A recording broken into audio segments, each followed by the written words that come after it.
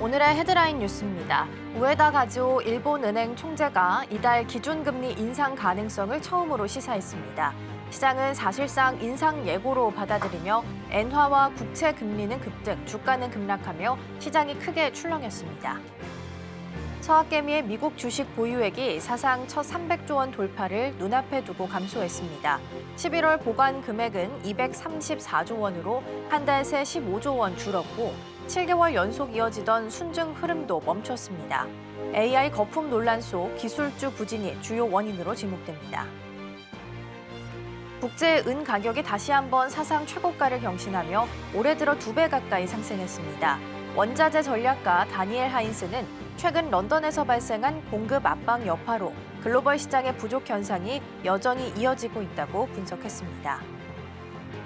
코스닥이 지난달부터 코스피를 앞서는 흐름을 보이는 가운데 거래 대금도 코스피를 추월한 것으로 나타났습니다. 대형 반도체주의 주춤한 흐름 속에서 바이오와 2차 전지 종목으로 매매가 이동하며 코스닥 거래 활력이 크게 살아난 것으로 분석되고 있습니다. 시청자 여러분 안녕하세요. 여러분의 성공 투자를 응원합니다. 출발 증시와이드 2부 시작합니다. 진행의 이가은입니다.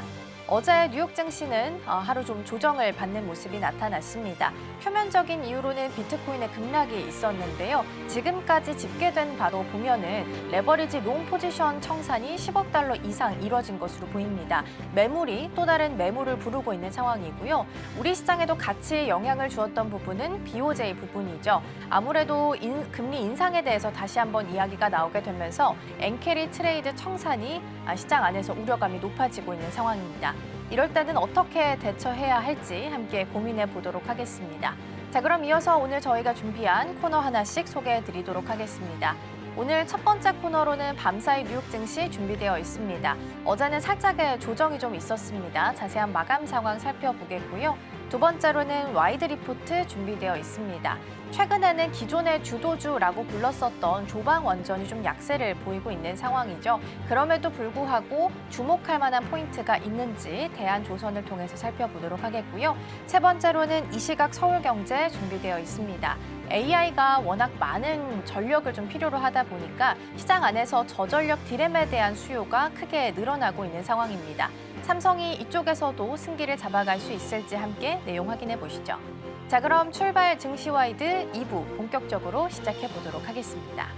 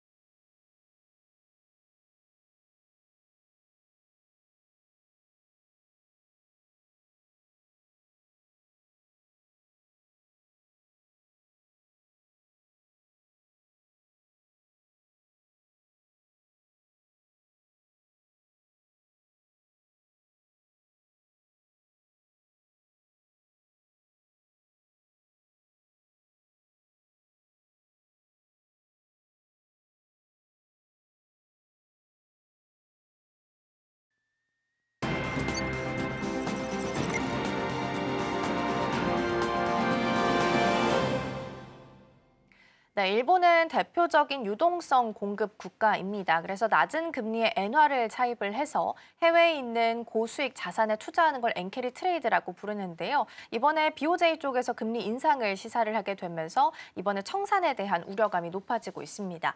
이럴 땐 어떤 대응이 필요하게 될지 매크로 이슈들 이야기 나눠보겠습니다. 오늘 도움 말씀에는 서울경제TV 윤경철 본부장 자리해 주셨습니다. 본부장님 안녕하세요. 네, 안녕하세요. 네, 오늘도 키워드들 준비되어 있고요. 첫 번째부터 함께 열어보겠습니다. 네, 오늘의 첫 번째 키워드입니다. 일본 금리 인상 공포입니다. 앞서서 말씀드린 것처럼 엔캐리 트레이드가 금리 인상으로 인해서 청산될 수 있다는 우려감이 높아지고 있습니다. 어제 이 발언이 나오면서 어제 우리 장중에서도 영향을 좀 미쳤었고 미국 시장 정규장에서도 같이 피해를 좀 받는 모습이었는데요. 자세한 내용 먼저 짚어보도록 하겠습니다. 일단 주요 흐름부터 좀 보시면 될 것 같은데요. 뉴욕 증권거래소에서 다우존스 30 산업평균 지수는 전 거래일보다 0.9% 떨어진 47.89.33에 이제 거래를 마감했고요. S&P 500 지수는 0.53% 내린 6,812.63에 거래를 마쳤습니다. 기술주가 많이 모여 있는 나스닥 지수 역시 0.38% 하락한 23,275.92에 거래를 마쳤습니다. 3대 지수 모두 동반 약세를 보인 하루였습니다. 자, 시장을 흔든 건 일본은행의 이제 금리 인상 가능성이었습니다. 가즈오 우에다 총재는 공개 행사에서 각종 데이터와 정보를 토대로 금리 인상 여부를 적절히 판단하겠다라는 취지의 발언을 내놨는데 시장은 사실상 이걸 금리 인상 예고로 받아들였습니다. 저금리 엔화를 이제 빌려서 다른 자산에 말씀하셨던 투자하는 엔캐리에 대해서 트레이드 청산 공포가 확산됐다라고 이야기할 수 있을 것 같은데요. 이 여파로 이제 글로벌 위험 자산 전반의 매도세가 강해졌다는 분석입니다. 가장 영향을 많이 받은 건 가상자산입니다. 가상자산이 그러다 보니까 크게 흔들렸는데요. 대표적인 가상자산의 대장주죠. 비트코인은 6% 넘게 이제 급락했고요. 86,000달러 아래로 내려갔습니다. 지난달 말 9만 달러 이하 하회한 이후 좀처럼 뚜렷한 반등세를 만들어내지 못하고 있는 모양새인데 더 충격파가 나온 게 아닌가라는 생각이 듭니다. 자, 비트코인이 영향을 받으면 이 관련된 주들이 또 영향을 받습니다. 코인베이스와 마이크로스트레치 등도 가상자산 관련 주가의 3, 4% 가까이 하락을 했습니다. 개별 종목을 짚어보면 반도체 AI 관련주에서 브로드컴과 슈퍼마리오 컴퓨터는 그동안에 어쨌든 큰 폭으로 오른 부담 때문에 2% 넘게 하락했다고 말씀드릴 수 있을 것 같습니다. 반면 엔비디아는 약간 상승을 했습니다. 그 이유는 엔비디아 관련해서 시놉시스에 20억 달러 규모의 투자 규모를 발표했기 때문입니다. 시놉시스 주가가 4% 이상 급등을 했고요. 엔비디아 주가도 1% 넘게 상승하면서 견고한 흐름을 보여주었습니다. 전반적으로 소매주들도 이제 눈에 띄었는데 홈디포라든가 월마트가 이제 주요 리테일 종목들은 연말 쇼핑 시즌을 맞아서 본격적인 기대감과 함께 강세를 보였습니다. 이날은 이제 미국의 11월 제조업 지표도 발표가 됐는데요. S&P의 글로벌 제조업 PMI는 52.1로 시장 예상치인 51.9를 소폭 상회했습니다. 다만 ISM의 제조업 PMI는 48.2로 예상치인 48.6보다 못 미치면서 위축 국면이 이어갔습니다. 지표는 엇갈렸지만 이제 경기 둔화 우려와 함께 연준의 추가 완화 가능성에 대해서 이제 이런 것들이 시장을 좀 자극하고 있는 모양새인데요. 전문가들은 이 부분에 대해서 지금은 주식시장이 조정, 소화 과정을 겪고 있을 뿐만 아니라 다음 주에 있을 연준이 다시 금리를 인하할 가능성이 매우 높다는 점을 고려한다면 현재 주식시장 환경은 여전히 견고하다라고 이제 의견을 내놨습니다. 다만 이제 일본이 엔캐리 BOJ가 어쨌든 일본은행이 금리 인상 가능성을 인상하면서 우리나라의 어쨌든 금리 인상에 대한 압박도 있을 것 같습니다. 왜냐하면 일본에 대한 게 유일하게 지금 원화에 대해서 상대적인 가치가 많이 오르지 않은 건 엔화입니다. 그런 상황에서 지금 엔화만이 지금 다시 올린다고 한다면 우리나라도 금리 인상 가능성이 상당히 압박을 받지 않을까라는 생각이 드는데 금리 인상이 될 경우에 어쨌든 주담대라든가 내년 지방선거에 상당한 영향을 미칠 수 있기 때문에 이 부분도 유심히 보시면서 투자를 하셔야 될 것 같고요. 연준의 금리 인하 기대라든가 12월 계절적 랠리 가능성도 같이 있기 때문에 아직은 시장의 큰 흐름에서 이제 공포와 기대가 줄다리를 하고 있는 상황이 아닌가라는 생각이 듭니다. 네, 먼저 엔캐리 트레이드 청산과 관련된 내용 살펴봤습니다. 금리 인상에 대해서 여러 가지 검토를 해보고 결정을 내리겠다라고 이야기를 했는데 이러한 코멘트가 나온 것 자체가 금리 인상이 조금 더 확실하게 보고 있는 분위기인 것 같고요. 결론적으로 어제 이런 발언이 나오고 니케이 지수가 크게 좀 밀리면서 마이너스 1.8% 정도에서 마무리를 좀 지었습니다. 결과는 12월 19일 12시쯤에 발표가 날 거기 때문에 참고해서 보시면 좋겠습니다. 자, 그럼 이어서 두 번째 키워드로 넘어가 보겠습니다. 네, 오늘의 두 번째 키워드입니다. 트럼프 차기 연준 의장 지목이고요. 미국에서 연준 의장 인선을 둘러싸고 다시 한번 긴장감이 높아지고 있습니다. 트럼프 대통령이 차기 연준 의장을 누구로 할지 이미 정했다라는 발언이 나왔기 때문인데요. 어떤 내용인지 먼저 짚어주시죠. 네, 트럼프 대통령이 이제 워싱턴으로 들어오는 전용기에서 주로 인터뷰를 많이 하는데 이날도 그렇게 얘기했습니다. 기자들을 만나서 누구를 지명할지 알고 있다. 곧 발표하겠다라고 말했습니다. 이름은 끝내 언급하지 않았지만 금리를 더 빨리, 더 깊게 내리사를 원한다면 이미 여러 차례 강조해온 바주어라고 얘기하면서 사실상 누군지를 지목했었는데요. 현 연준 의장 제롬 파월에 대해서는 금리 인하가 너무 느리다. 여러 차례 공개적으로 비판해 왔었습니다. 블룸버그가 여기서 이제 어느 정도 예상치를 내놨습니다. 현재 가장 유력한 후보는 케빈 해시, NEC 위원회라고 이제 위원장이라고 이야기하고 있습니다. 즉 트럼프의 최고 경제 고문입니다. 해시스는 CBS 페이스 더 네이션에 출연해서 당신이 최유력 후보냐는 질문에 루머일 뿐이라고 선을 그었습니다. 하지만 자신을 둘러싼 인선 기대감에 대해서는 긍정적인 반응을 보였습니다. 해시스는 좋은 국채 입찰 결과가 나왔고 금리가 내려갔다. 미국 국민들은 자동차 할부 금리와 모기지 금리를 낮춰줄 사람을 트럼프 대통령이 고를 것이라고 기대해도 된다라고 이야기를 했습니다. 그게 바로 제 이름으로 거론됐다면 루머에 시장이 보인 반응이라고 이야기했습니다. 한마디로 나는 시장이 반기는 친저금리 후보라는 메시지를 우회적으로 던진 거죠. 사실상 인정했던 게 아닌가라는 생각이 듭니다. 트럼프 대통령은 해싯을 신뢰할 수 있는 측근 그리고 공격적인 금리 인하를 기조를 같이 할 사람으로 이제 보고 있고요. 해싯 본인도 제안이 온다면 연준 의장직을 수락할 의사가 있다라고 이제 이야기하고 있습니다. 다만 우려는 좀 있습니다. 너무 그가 대통령과 가깝다는 이유 때문에 연준 내부에 금리 결정 기구를 하나도 묶는데 어려움이 있지 않을까라는 생각이 들고 그다음에 내년도 이제 지방선거를 앞두고 내년도 중간선거를 앞두고 정치적 압력이 더 강화되지 않을까라는 생각이 좀 듭니다. 그래서 이런 부분들이 우려이긴 하지만 정리해 보자면 트럼프 대통령은 이미 차기 연준 의장 후보를 마음에 둔 상태이고 시장은 더 낮은 금리, 더 다른 대출을 기대감을 키우고 있습니다. 앞으로 이제 누가 지명되느냐에 따라서 전 세계 금리 기조와 금융 방향이 크게 달라질 수 있습니다. 그런 만큼 연준 의장 인사 뉴스는 계속 짚어볼 필요가 있지 않을까라는 생각이 듭니다. 네, 차기 연준 의장 지목과 관련한 키워드까지 좀 살펴봤고요. 다음으로 넘어가 보도록 하겠습니다. 네, 다음 키워드는 정기검진 건강 이상설입니다. 트럼프 대통령이 지난 10월에 받았던 MRI 검사 결과를 공개할 수 있다라고 밝혔다고 합니다.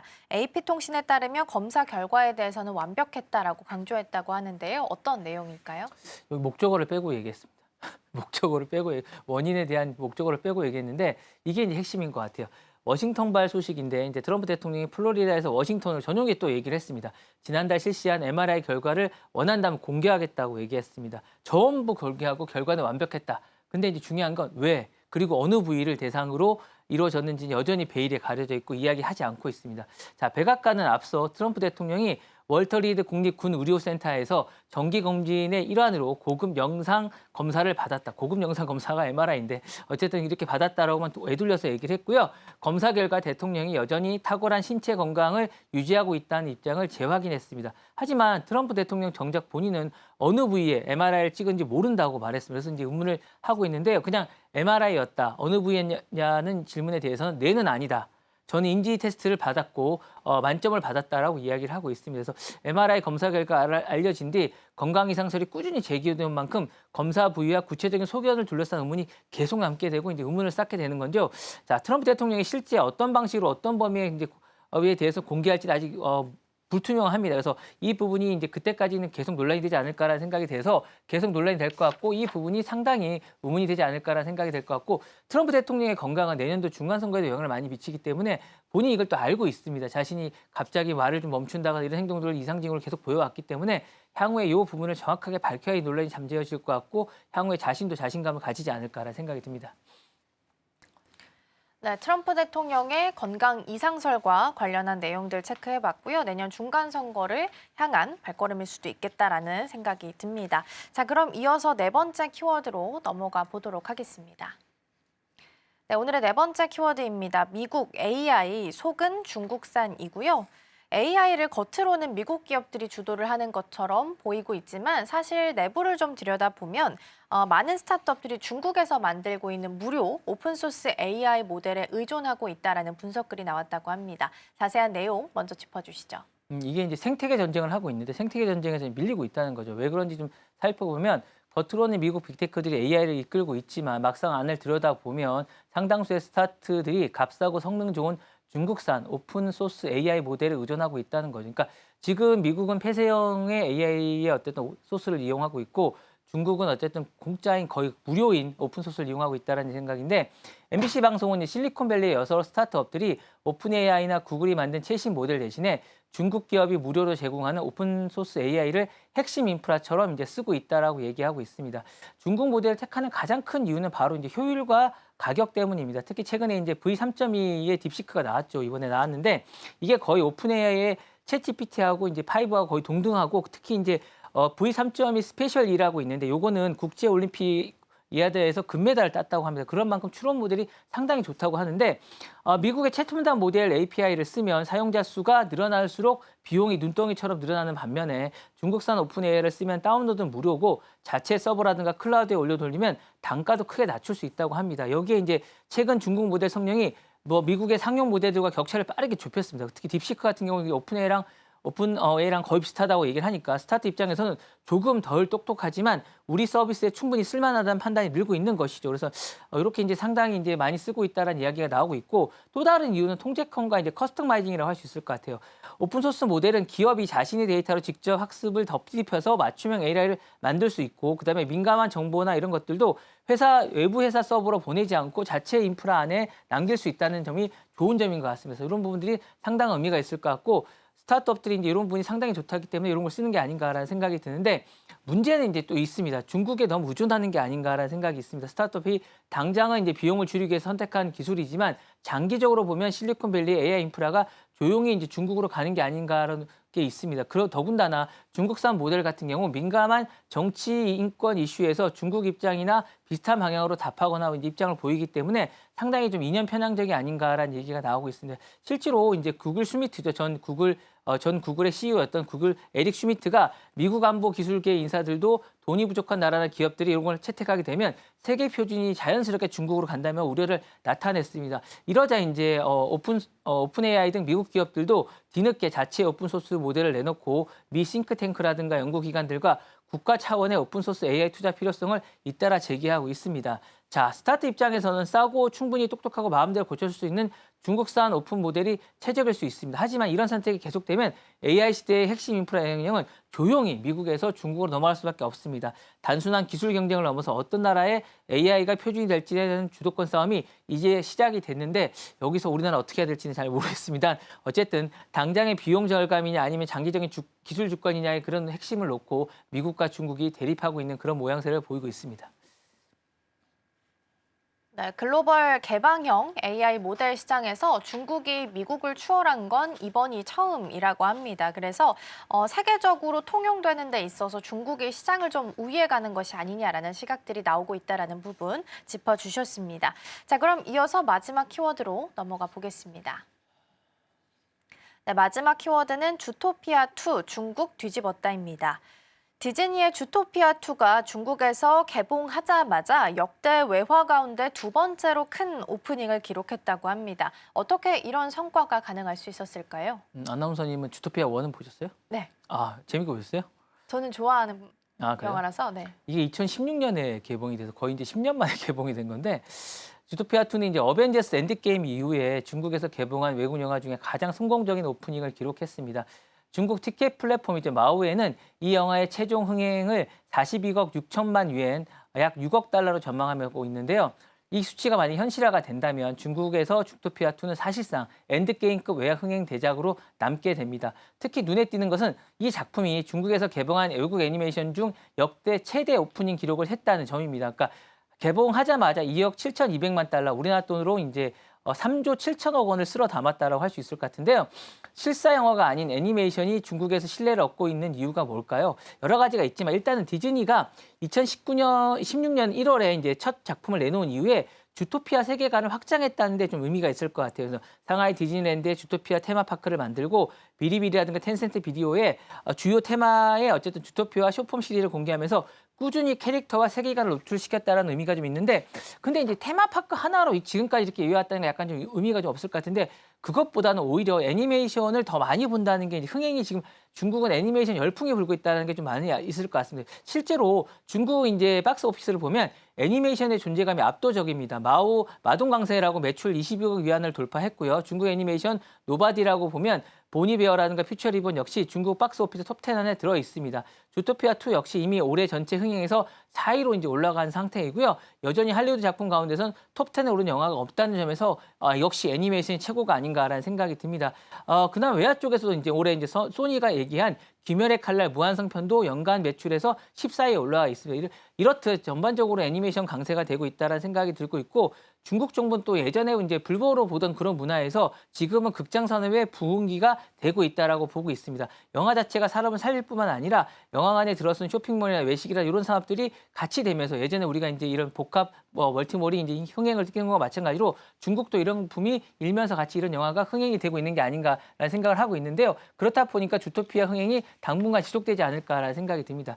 앞으로의 관전 포인트는 약간 두 가지인 것 같아요. 주토피아2가 실제로 42억 원대를 돌파해서 어쨌든 엔드게임급의 외화로 자리 잡을 수 있을지 둘째로는 디즈니의 차기작이죠. 여러분들 기대하십니다. 아바타, 파이어 앤 애쉬라는 작품이 어느 정도 파급력을 보여줄지가 될 수 있을 것 같은데 당분간 이제 중국 박스오피스가 사실상 떠받치는 외화가 주토피아 2 외에 없다는 점에서 이 부분은 상당히 긍정적으로 평가되지 않을까라는 생각이 듭니다. 자, 할리우드 영화가 전반적으로 힘을 쓰지 못하고 있는 중국 시장, 그 안에서 애니메이션, 특히 디즈니의 주토피아 2가 어떻게 장기 흥행을 이어갈지, 그리고 이 성공이 앞으로 헐리우드와 중국의 관계, 글로벌 박스 오피스를 어떻게 바꿀지를 여러분 좀 지켜보시면서 뉴욕 증권시장에서 디즈니의 주가도 어느 정도 반영이 될지도 좀 지켜보시는 게 좋은 재미가 되지 않을까라는 생각이 듭니다.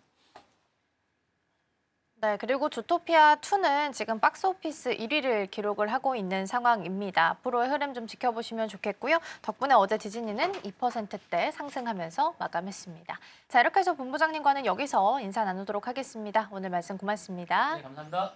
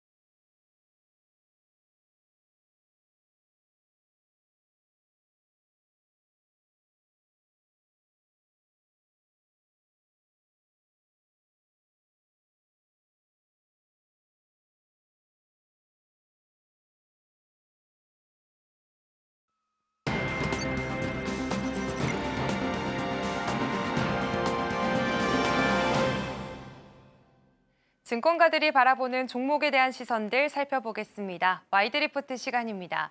오늘 제가 가지고 온 리포트는 대한조선에 대한 DS투자증권의 시선을 가져와 봤는데요. 리포트의 제목은 대한민국 수익성 1등 조선사입니다.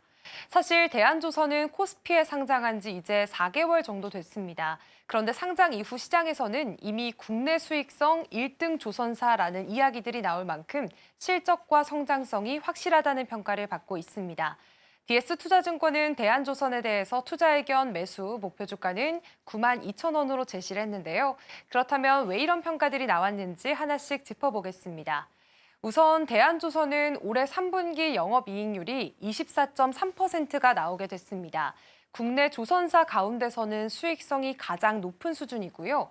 그런데도 시장에서는 그동안 대한조선을 저평가해 왔습니다. 그 이유는 크게 두 가지였는데요. 우선 첫 번째로는 선종이 탱커선 한 가지에 집중이 되어 있다는 점이었습니다.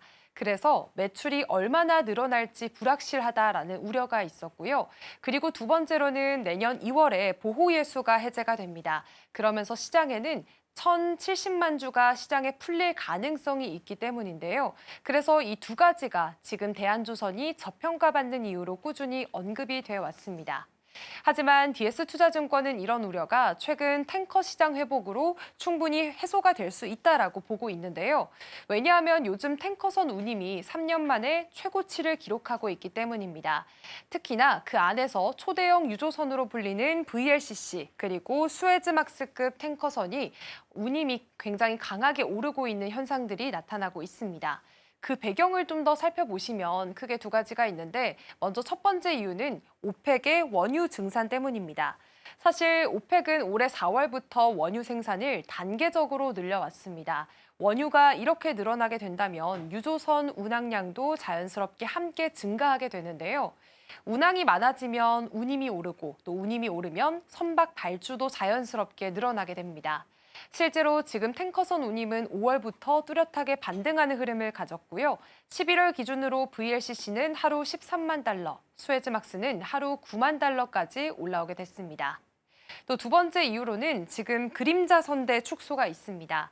사실 그림자 선대라고 하면 제재를 피하기 위해서 운영되는 보험이나 금융 지원을 받지 못하는 20년 이상 된 노후 선박들을 말합니다.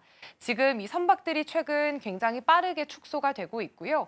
이유가 블랙리스트를 590척까지 확대를 했고 2026년부터는 대거 퇴출될 가능성이 높습니다. 이렇게 공급이 줄어들게 되면 탱커 운임은 더 오르게 되는데요. 결국에는 지금 원유 증산으로 인해서 운항 수요는 늘고 있고 노후 그림자 선박이 사라지게 되면서 공급은 줄고 있기 때문에 이 두 가지가 동시에 나타나게 되면서 지금 탱커 시장이 뚜렷한 호황 국면에 들어섰다라는 게 이번 리포트의 분석이었습니다. 그렇다면 탱커 시장이 이렇게 좋아지는데 왜 특히나 대한조선이 더 큰 혜택을 보느냐가 가장 중요하겠죠. 탱커 호황이 왔다고 해서 모든 조선사가 똑같이 수혜를 받아가는 건 아닙니다. 대한조선은 오히려 이 특정 선종에 특화된 구조기 때문에 더 유리한 위치에 서 있다라는 분석인데요. 우선 국내 대형 조선사들을 살펴보니까요. 마진이 높은 LNG선이나 초대형 컨테이너선에 집중하는 모습들을 보이고 있습니다. 그리고 탱커를 받더라도 VLCC 정도만 선별적으로 수주를 하는 모습들 나타나고 있는데요. 그래서 이제 수에즈막스급 탱커선 같은 경우에는 대형사 입장에서는 후순위로 좀 쏠리고 있습니다. 반면에 대한조선 같은 경우에는 완전히 다릅니다. 지금 수에즈막스급이 가장 높은 수익성을 내고 있는 주력 선종으로 꼽히고 있고요. 그리고 오랫동안 집중적으로 건조를 해온 만큼 레퍼런스도 많고 또 숙련도도 업계 최고 수준으로 꼽히고 있습니다. 그리고 생산 인프라 자체도 지금 탱커 특화 구조로 이뤄져 있다는 게 대한조선의 강점으로 꼽히고 있습니다. 이 덕분에 경쟁이 상대적으로 덜한 시장에서 대한조선은 글로벌 점유율 약 20%, 전 세계 2위권을 꾸준히 유지를 하고 있고요. 그리고 지금 대한조선 같은 경우에는 연료 효율을 높이기 위해서 고효율 모델을 도입했습니다. 리포트에 나온 수치를 살펴보면 중국산보다 선가가 10% 비싸더라도 7년 정도만 운항을 했을 때 비용 차이를 회수할 수 있다라는 분석들이 나오고 있습니다. 그리고 선박 수명 자체가 22년에서 23년 정도인 걸 감안하면 전체 운항 기간 기준으로는 훨씬 더 유리하게 됩니다. 결국에는 이런 연비 경쟁력을 갖추고 있기 때문에 곧바로 수주 경쟁력으로 이어지고 있다라는 평가고요. 그리고 또 하나 중요한 점은 바로 수주 잔고입니다. 지금 수주 잔고를 살펴보시면 2026년 1월이 되면 2028년까지 도크 슬롯이 거의 꽉 찬다고 합니다. 대한조선의 건조 능력은 연간 10척 정도로 제한적인데요. 즉 만들 수 있는 배의 양은 한정이 되어 있는데 탱커 발주는 계속해서 늘어나고 있기 때문에 대한조선은 공급자 우위를 지속적으로 유지할 가능성이 큰 상황입니다. 그렇다면 이제 실적 전망들도 함께 살펴보겠습니다. DS투자증권은 대한조선의 2026년 실적을 이렇게 전망을 하고 있습니다. 일단 내년도 매출은 1조 3천억 원, 이번 해 대비해서 지금 7.9% 정도 상승할 것으로 예상을 하고 있고요. 내년도 영업이익 역시나 3,310억 원으로 무려 19.3% 증가할 것으로 예상을 하고 있습니다. 여기에다가 영업이익률은 25.6% 증가 예상하고 있는데요. 영업이익률이 25%를 넘는 조선사는 사실 거의 없습니다. 이건 대한조선만이 갖고 있는 원가 구조와 또 선가 경쟁력이 만들어낸 수치로 해석을 해보면 좋겠습니다. 그리고 이어서 시장에서 가장 민감해하고 있던 부분은 바로 보호예수 해제 물량입니다. 사실 내년 2월에 풀리는 물량은 크게 두 가지로 잡혀 있는데요. 우선 안다 H펀드의 물량 959만 주가 한 25% 정도가 좀 풀릴 가능성이 좀 잡혀져 있고요. 기관 확약분인 108만 주, 이거는 전체 지금 주식에서 2.8%를 차지하고 있습니다. 그런데 DS투자증권은 이런 영향이 좀 제한적일 것이다라는 단호한 의견을 제시했습니다. 일단 첫 번째로는 안다 H가 이미 투자원금 770억 원을 전액 회수한 상태입니다. 그렇기 때문에 당장 매도해야 할 압박이 크지 않다라는 뜻이고요. 그리고 현재 대한조선의 주가가 이미 저평가 구간에 접어들었기 때문에 오버행 우려가 어느 정도 선반영되어 있다는 점, 그리고 세 번째로는 중장기적인 펀더멘털이 워낙 강하다는 판단입니다. 그렇기 때문에 단기적으로 주가가 흔들리더라도 오히려 비중을 늘릴 수 있는 기회라는 분석을 내놓고 있습니다. 결국 리포트의 내용은 지금 한 문장으로 정리가 가능합니다. 현재 저평가는 탱커선 호황기로 충분히 극복이 가능하다라는 건데요. 그동안 탱커선은 사실상 성장성이 애매한 선종이 아니냐라는 의심을 받아왔다면 지금의 사이클에서는 오히려 대한조선에게는 가장 큰 기회가 열리고 있습니다. 그래서 DS투자증권은 대한조선에 대해서 목표 주가 92,000원 매수 유지 의견 제시했습니다. 그렇다면 어제장의 주가 흐름도 함께 살펴보도록 하겠습니다. 어제 대한조선은 0.44% 하락하면서 68,200원 선에서 거래를 마쳤습니다. 단기적으로는 지금 락업 해제나 수급 그리고 업황 변동성 등이 주가에 영향을 줄 수 있습니다만 리포트가 제시한 중장기 방향성은 분명한 모습을 저희가 살펴봤습니다. 탱커 호황에 대한 대한조선의 그런 특화된 경쟁력이 더해지게 되면서 기업 가치가 다시 재평가받을 수 있는 구간이 열리고 있는데요. 조선업은 흔히 사이클 산업이라고 불리긴 하지만 그 안에서도 어떤 선종의 강점을 갖고 있느냐에 따라서 기회가 완전히 다르게 나타납니다. 지금 탱커 호황기 한가운데에서 대한조선이 앞으로 어떤 실적과 수주 흐름을 보여줄지 계속해서 점검해 보시면 좋겠습니다. 지금까지 와이드 리포트였습니다.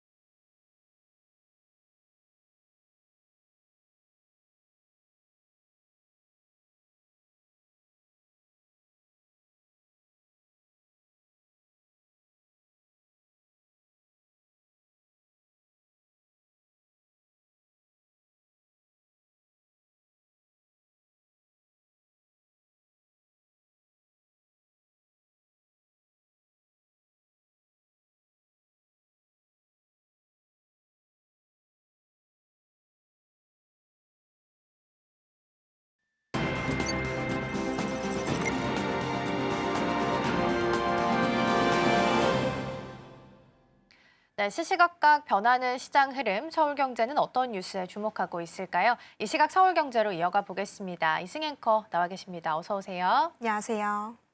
네, 오늘도 키워드 준비되어 있습니다. 함께 열어보겠습니다. 자, 먼저 AI가 워낙 전력이 좀 많이 필요하다 보니까 기존의 PC나 아니면 스마트폰에 들어가게 됐었던 저전력 DRAM에 대한 수요가 높아지고 있습니다. 이 시장 안에서도 삼성이 승기를 잡아갈 수 있을지 체크해 보도록 하겠고요. 어제는 2차 전지가 셀보다는 소재단이 조금 더 강했습니다. 그 배경에는 에코프로가 헝가리 공장을 준공한다라는 소식이 좀 있었고요. 그게 가지고 있는 의미들 점검을 좀 해보겠습니다. 그리고 어제 BOJ에서 금리 인상에 대한 이야기가 언급이 됐습니다. 그렇게 되면서 비트코인, 나스닥 선물 바로 급락이 좀 나오게 됐고요. 어제 우리 시장도 변동성을 야기시키기도 했습니다. 엔캐리 트레이드와 청산에 대한 내용들까지 함께 점검해 보도록 하겠습니다. 자, 그럼 첫 번째 삼성전자 내용부터 출발을 좀 해보도록 하겠습니다. 저전력 DRAM 앞서서 설명을 좀 드렸는데 왜 이렇게 중요한 건지 지금 이 시장은 어떻게 좀 펼쳐지고 있는 걸까요? 네, 일단 삼성전자 입장에서는 저전력 메모리 전면전에 돌입을 한 상태입니다. 우선 삼성전자 내부부터 분위기가 예전과 많이 달라졌습니다. 스마트폰을 만드는 MX 부문이 장기 공급 계약을 요청했음에도 반도체를 담당하는 DS 부문에서 기존대로 3개월 분기 계약을 고수한 건데요. 그만큼 DS가 자신 있다는 의미이자 LPDDR5X가 지금 시장에서 가장 귀한 메모리라는 뜻이겠습니다. 올해 들어서 모바일용 DRAM, 특히 갤럭시에 주로 탑재되는 LPDDR5X 12기가 가격이 올해 초 33달러에서 70달러로 2배 넘게 뛰었고요. 스마트폰 원가에서 가장 비싼 메모리 비중이 그대로 반영이 되면서 내년 초 출시되는 갤럭시 S26의 가격 전략까지 크게 흔들리는 수준입니다. 그 이유는 명확합니다. AI 서버 기업들이 이제 전력 효율을 최우선 가치로 보고 있기 때문입니다. 데이터 센터 전기요금은 기업의 생존 문제겠고요. AI 학습과 추론에 필요한 데이터량은 계속 늘고 있습니다. 따라서 전력을 적게 먹고 속도는 유지되는 LPDDR이 기존 DDR을 대체하면서 서버 시장까지 영역을 넓히고 있습니다. 엔비디아 젠슨왕 CEO도 LPDDR은 이제 데이터 센터를 돌릴 수 있는 메모리라고 직접 말한 만큼 저전력 DRAM은 더 이상 모바일용이 아니라 AI 시대 핵심 인프라가 됐습니다. 결국 DS 부문이 가격과 물량 협상에서 주도권을 완전히 잡았고요. 이 MX 부문은 치플레이션이라는 표현까지 쓰면서 원가 부담에 시달리는 모습입니다.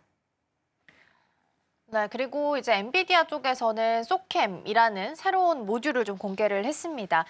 프로젝트 1과 2 이렇게 나눠져 있었는데 프로젝트 2로 내용중을 변경하게 되면서 삼성전자한테는 새로운 기회가 열렸다라는 이야기들이 좀 나오고 있습니다. 이건 어떻게 해석을 좀 해보면 좋을까요? 네, 일단 삼성전자는 소캠이 여는 새로운 시대 변화를 좀 맞이하고 있습니다.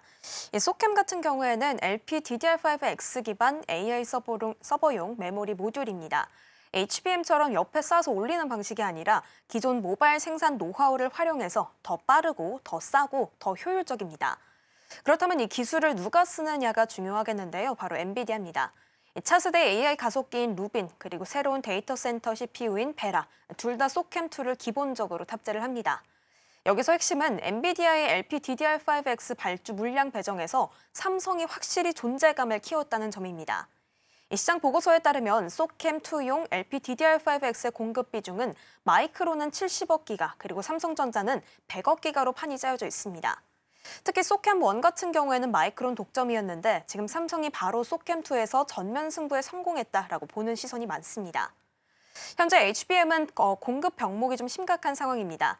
따라서 엔비디아 입장에서는 HBM을 대폭 늘릴 수는 없으니까 LPDDR 기반 소캠으로 부족분을 메워야 하는 상태입니다.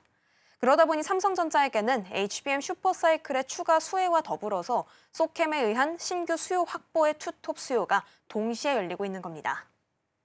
네, 삼성전자는 HBM에 이어서 LPDDR이라는 저전력 D램 쪽에서도 승기를 잡아갈 가능성이 높다라는 이야기 나누고 있습니다. 그러면 앞으로도 중요할 것 같아요. 삼성전자가 지금 그리고 있는 다음 행보는 어떤 내용들이 좀 있을까요? 네, 삼성전자의 다음 목표는 이 차세대입니다. LPDDR6입니다. 이 차세대 표준을 선점하면서 자리 잡으려고 하고 있는데요. 이미 LPDDR 시장 점유율을 50% 이상으로 올리면서 글로벌 부동의 1위를 유지하고 있는 삼성입니다. 이 지위를 확실하게 이어갈 무기가 바로 내년 첫 공개될 LPDDR6입니다. 현재 알려진 핵심은 전력 효율 21% 개선, 속도와 발열 최적화, 그리고 AI 서버 구조까지 대응이 가능한 부분입니다. 이 안에서 이 스마트폰을 넘어서 AI 데이터 센터의 전체 메모리 아키텍처를 바꾸는 제품이 되겠는데요. 게다가 표준화까지도 삼성의 손에 달려 있는 상태입니다. 이 반도체 국제 표준화 기구에서 삼성이 직접 연산 메모리 표준화 논의에 참여하면서 새로운 규격의 기준을 설계하는 역할을 하고 있습니다. 결국 삼성전자에게 LPDDR은 그냥 차세대 메모리 수준이 아니라 메모리 산업 주도권을 공급사에서 전략 파트너 수준으로 끌어올리는 확실한 성장 엔진이 될 전망입니다. 네, 삼성전자가 HBM에 이어서 저전력 메모리 시장에서도 승기를 계속해서 유지해 갈 수 있을지 같이 확인해 보도록 하겠습니다. 자, 그럼 이어서 두 번째 키워드로 넘어가서 에코프로 소식 보겠습니다. 어제 2차 전지는 셀보다는 소재단이 조금 더 강세를 보였었는데 그 배경 속에 에코프로는 개별적인 모멘텀도 좀 있었습니다. 유럽에서 처음으로 양극재 공장을 준공을 시킨다라는 건데 이 공장 준공이 이렇게까지 의미를 갖는 이유는 뭘까요? 네, 아무래도 국내 첫 양극재 기업이 지금 유럽 시장의 문을 처음으로 열었다는 점에서 의미가 크겠습니다. 에코프로는 헝가리에 세운 공장을 같은 경우에는요, 연간 5만 4천 톤입니다. 전기차 60만 대 분량의 양극재를 생산할 수 있습니다. 앞으로 10만 8천 톤까지 확대할 수 있는 확장성까지 가지고 있다고 하는데요. 하지만 숫자보다 더 중요한 건 위치와 타이밍입니다. 지금 유럽은 핵심 원자재법을 통해서 전기차 배터리에 들어가는 핵심 소재를 유럽 안에서 조달하라고 의무화하고 있습니다. 유럽에서 팔려면 유럽에서 만들어야 한다라는 구조로 이미 바뀌고 있는 건데요. 그 중심에서 지금 에코프로가 양극재 공급 기지를 먼저 확보하면서 현지 시장을 적극 공략할 계획입니다. 또한 에코프로는 전기차뿐만 아니라 중저가 제품인 LFP까지 이 포트폴리오 확대 계획을 함께 발표했는데요. 유럽 내에서 고급형부터 보급형까지 공급 전략을 모두 갖출 수 있다는 의미이기도 합니다. 결국 이번 헝가리 공장은 단순한 해외 진출이 아니라 유럽 공급망 안으로의 편입이자 이어질 글로벌 경쟁의 기준선에 서는 출발점이다라고 보시면 되겠습니다. 네, 그리고 여기다가 추가적으로 리튬 가격도 계속해서 상승을 하고 있습니다. 이렇게 되면 기존에 문제가 됐었던 역레깅 현상이 해소가 될 수 있기 때문에 양극재 기업들한테는 호재로 작용할 수밖에 없는데요. 양극재 기업들 에코프로를 포함해서 어떤 의미를 좀 가지게 될까요? 아무래도 양극재 가격 같은 경우에는 이 리튬 가격과 함께 움직이는 성향들이 있는데요. 최근에 리튬 가격을 좀 먼저 살펴봤을 때 연중 최저였던 6월보다 57% 가까이 상승하면서 올해 최고 수준까지 올라왔습니다. 이 양극재 판매 가격은 리튬과 연동의 구조라서 리튬이 오르면 마진이 개선되는 특징을 가지고 있습니다. 특히 그동안 리튬 폭락기에 비싸게 들여온 원료로 싸게 팔아야 했던 재고 평가 소실이 대규모로 발생했었는데요. 이 구간이 사실상 정리됐다라는 신호로 해석이 되고 있습니다. 이에 공급 조절이 좀 시작됐습니다. 최근 3년 동안 리튬 가격이 너무 떨어지다 보니까 글로벌 생산 능력의 40%가 손익분기점 아래로 내려갔고요. 일부 광산은 아예 가동을 중단한 상태가 되기도 했습니다. 하지만 이제는 남는 물량이 줄어들면서 시장이 정상 궤도로 돌아오고 있다는 흐름들이 펼쳐지고 있습니다. 그러다 보니 수요 회복 신호까지 분명해졌습니다. 특히 AI 데이터 센터 확산으로 미국을 중심으로 ESS 수요가 폭증하고 있고요. 중국 역시 2027년까지 ESS 설치량을 크게 늘리는 정책을 추진 중입니다. 전기차 수요도 바닥을 지나서 회복 국면에 들어가고 있습니다. 이런 구조들이 겹치게 된다면 리튬 하락 리스크가 많이 줄겠고요. 수익성 회복 단계로 전환되겠다라는 것이 업계의 공통된 진단입니다. 그렇기 때문에 리튬을 많이 쓰는 하이니켈 양극재를 주력으로 하는 에코프로 입장에서는 헝가리 생산 기반을 갖춘 뒤에 맞이하는 아주 유리한 가격 흐름이다라고 볼 수가 있겠습니다. 실적 반등의 마중물이 될 가능성이 커진 겁니다. 네, 일단은 그렇게 되면 내년 전망들도 중요하게 될 겁니다. 리튬 가격은 일단 계속 상승하고 있는 상황이고요. 다만 이제 전기차 수요 둔화나 LFP 전환 등의 변수들이 좀 남아있는 상황이라서 국내 양극재 기업들은 어떤 전략을 펼칠 예정일까요? 일단은 현재는 기회와 숙제가 좀 동시에 공존하는 구간이다라고 좀 볼 수가 있겠습니다. 먼저 기회 요인부터 살펴보려고 하는데요. 유럽 공급망 규제에 따른 현지 생산 우위 확보, 그리고 리튬 가격 안정으로 인한 마진 회복 국면 진입, 여기에 더해서 ESS 수요 확대로 전기차 둔화 리스크를 완충하고 있다는 점들이 기회 요인이 되겠습니다. 하지만 숙제도 분명합니다. 바로 LFP 대응인데요.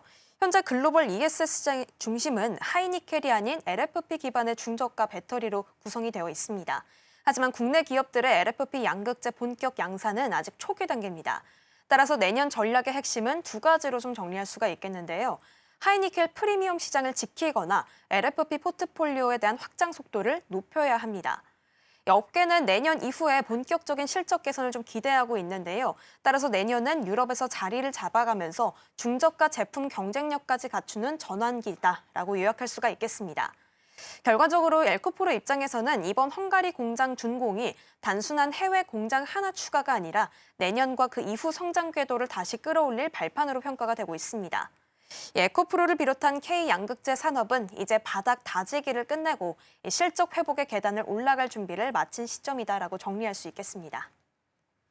네, 코스피 대비해서 코스닥이 못 가서 정부 차원에서도 코스닥을 활성화하겠다라고 이야기를 했죠. 그렇게 되면 2차 전지 주들에 대한 주목도가 높아질 수밖에 없는 상황이고요. 특히나 어제는 셀보다는 소재가 좀 더 강했고 넥스트 트레이드 기준으로도 여전히 플러스권 찍혀 있기 때문에 오늘 주가 추이도 같이 지켜보시면 좋겠습니다.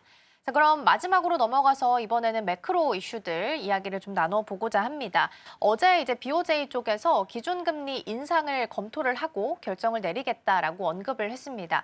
사실상 인상 쪽으로 좀 확실시 되는 분위기가 나타나다 보니까 어제 우리 시장에서도 변동폭이 좀 나타나기도 했었거든요. 그리고 이제 문제는 엔캐리 트레이드 청산에 대한 우려감이 아닐까 싶습니다. 이렇게 되면 달러원 환율도 영향을 좀 받을 수밖에 없는 상황이 되겠죠. 네, 맞습니다. 지금 일단 환율 변동이 좀 발생을 하게 됐는데요. 이 출발점은 일본은행의 정책 변화다라고 좀 볼 수가 있겠습니다. 이 우에다 총리가 이달 기준금리 인상을 사실상 예고하면서 일본 10년물 국채금리가 17년 만에 최고치를 기록했습니다. 그리고 엔화 가치도 달러당 155엔대로 급등을 했습니다. 이 미일 금리 차가 빠르게 좁혀지고 있다는 신호에 시장에서는 즉각적으로 엔캐리 트레이드 청산 우려가 커지게 된 겁니다. 미국 연준이 3년 6개월 동안 진행해왔던 양적 긴축을 종료했음에도 불구하고요. 이 시중 유동성이 늘어나면서 연말 산타랠리 기대감이 커지기보다는 정반대의 현상이 나타나게 됐습니다. 그동안 글로벌 투자자들은 금리가 거의 0%인 일본 엔화를 싸게 빌려서 미국 주식과 채권, 코인 같은 위험 자산에 투입해왔습니다. 그런데 일본이 지금 금리를 올리면 빌린 엔화를 갚기 위해서 해외 자산을 팔아야 하는 상황이겠고요. 이 과정에서 글로벌 위험 자산 전체가 일제히 흔들릴 수 있는 우려가 커지게 됐습니다. 실제로 간밤 뉴욕 증시는 모두 하락했고요. 원달러 환율에서도 변동성이 좀 커졌습니다. 특히 원화 같은 경우에는 엔화와 동조성이 좀 강하기 때문에 엔화 강세가 나타날 때 원화도 함께 약세 압력을 받는 구조가 좀 펼쳐지는데요. 결국 이번에 일본발 금리 쇼크는 글로벌 유동성의 흐름을 되돌리고 원화에도 직접적인 약세 요인으로 작용하고 있는 결과로 풀이됩니다. 네, 보통 우리가 일본을 유동성을 공급해 줄 수 있는 국가로 판단을 합니다. 그래서 낮은 금리에 있는 엔화를 차입을 해서 고수익을 낼 수 있는 해외 자산에 투자하는 걸 우리가 엔캐리 트레이드라고 부르게 되는데 일본 쪽에서 금리를 올리게 되면 이게 청산에 대한 리스크가 있는 상황이다 보니까 우리나라 역시 이에 대한 피해를 피해갈 수는 없는 상황이기는 합니다. 요번에 환율이 좀 굉장히 많이 올랐을 때 서학개미들이 해외 투자를 많이 해서 환율이 더 떨어지지 못하는 거다라는 이야기들도 있기는 했습니다. 근데 지금 환율을 밀어 올리는 국내 요인이 또 다른 부분들도 있다면서요? 네, 맞습니다. 지금 환율을 끌어올리는 힘은 이 대인 투자자에만 집중이 되어 있는 부분은 아닙니다. 우선 국민연금의 해외 투자 규모가 크게 늘었습니다. 올해만 해외 주식에 36조 원 넘게 투자했는데 개인보다 거의 2배 빠른 속도로 확대된 수치입니다. 같은 기간 기업과 기타 기관의 해외 투자도 24조 원을 기록했고요. 이 두 그룹만 합치면 전체 해외 투자의 약 60% 가까운 비중을 차지하게 됩니다. 이 정도 규모가 달러를 매수하게 된다면 외환 시장에서 영향력이 개인과는 비교할 수 없을 만큼 크다고 합니다. 실제로 외환 당국도 최근 고환율 배경을 서학 개미가 아니라 이 국민연금과 대형 기관의 달러 수요가 주도하고 있다라고 진단하기도 했습니다. 또한 기업들도 공급망 불확실성과 비용 리스크에 대비해서 현금성 자산 중 달러 비중을 높이고 있는 것으로 나타났습니다. 결국 글로벌 충격에 국내의 구조적 달러 수요가 더해지면서 환율의 상방 압력이 훨씬 강화된 흐름이다라고 볼 수가 있겠습니다. 여기에 더해서 최근에 정부가 고환율 책임을 서학 투자자로 돌리고 있는 것과 관련해서는 규제라기보다는 국내 투자자가 해외 투자 위험을 정확히 인식하고 판단하는지 이런 부분에 대한 소비자 보호 측면에서 본다라는 의미로 좀 정리를 했습니다. 결국 시장은 누가 환율을 올랐나라는 단순한 논쟁이 아니라요. 국민연금과 기업, 개인 모두가 달러를 필요로 하는 구조적 환경이 환율을 끌어올렸다라고 보는 분위기입니다. 네, 그래도 환율이 오를 때마다 한 번씩 정부가 구두 개입을 하거나 어떤 액션을 좀 취하고 있죠. 최근에는 이제 사자 협의체 이야기하면서 여기에 국민연금을 투입시키겠다라는 이야기들도 나오고 있는 상황이기는 합니다. 일단은 전문가들은 내년 환율이 1,600원대까지 오를 수 있다라고 분석글을 내놓고 있습니다. 새롭게 1,600원이라는 게 뉴노멀로 들어설 수 있다라는 분석이 나오기 때문에 사실 이게 문제가 될 것 같은데요. 시장에서는 어떻게 판단을 좀 하고 있을까요? 네, 말씀해 주신 것처럼 내년 환율이 1,500원대를 넘어서서 1,600원대까지 도달할 것이다라는 전망들이 좀 나오고 있습니다. 더 이상 1,600원이 비현실적인 수치만은 아니라는 건데요. 먼저 지금 원화의 약세는 일시적이보다는 구조적인 원인이 좀 뚜렷한 상황입니다. 저성장 고착과 연간 200억 달러 규모의 대미 투자로 이어지는 구조적인 달러 유출, 그리고 기관 투자의 해외 투자 확대 흐름이 꺾이지 않는다는 점, 마지막으로 엔저 지속 등이 함께 좀 맞물리고 있습니다. 특히 원화의 실질 실효 환율이 2009년 금융위기 직후 수준까지 떨어지면서 기본 체력이 약해졌다라는 신호들도 있습니다. 이렇게 상방 요인도 뚜렷하지만요, 하방, 즉 안정 요인까지도 존재합니다. 미국의 금리 인하 가능성, 그리고 하느니 금리차 확대를 막고 있는 행보들, 혹은 반도체 업황 회복으로 경상수지 개선 기대가 이어지는 이유들이 그것입니다. 그럼에도 변동성이 큰 고환율 시대에 대비해야 된다라는 의견이 좀 우세한 상황입니다. 따라서 전문가들은 정부가 1,600원대 시나리오를 전제로 종합 대응을 준비해야 한다라고 강조하고 있습니다. 결국 지금의 환율 급등은 1,600원 돌파까지 염두하고 있는 상황에서 이제 일시적인 현상이 아닌 새로운 뉴노멀이 됐다는 해석이 나오고 있습니다.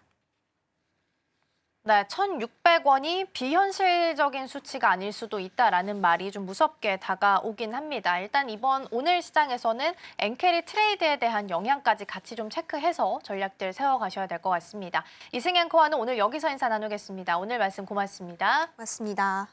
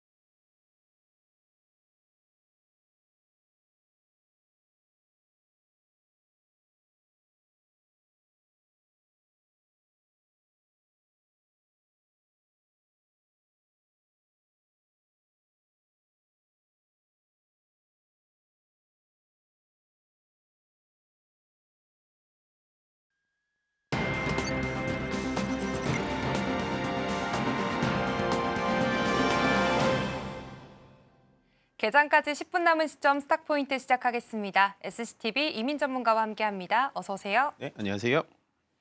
네, 우선 간밤 뉴욕 증시는 12월의 첫 거래일을 맞이했지만 3대 지수는 모두 하락으로 마감했습니다. 지금 일본은행이 금리를 인상할 것이라는 관측이 나오게 되면서 엔캐리 트레이드 청산에 대한 공포가 조금 확산이 되고 있는 그런 모습인데요. 이와 함께 암호화폐 시장도 함께 급락하는 모습을 보였습니다. 비트코인은 한때 8만 5천 달러 선 아래로 밀리는 모습들이 나타나기도 했는데 지금 FOMC 회의를 앞두고 주요 연준 인사들은 침묵 기간에 돌입을 하기도 했습니다. 그렇기 때문에 지금 통화 정책에 대한 힌트는 나오지 않을 것으로 예상이 되면서 이 또한 시장에서는 불확실성으로 해석하는 그런 분위기입니다.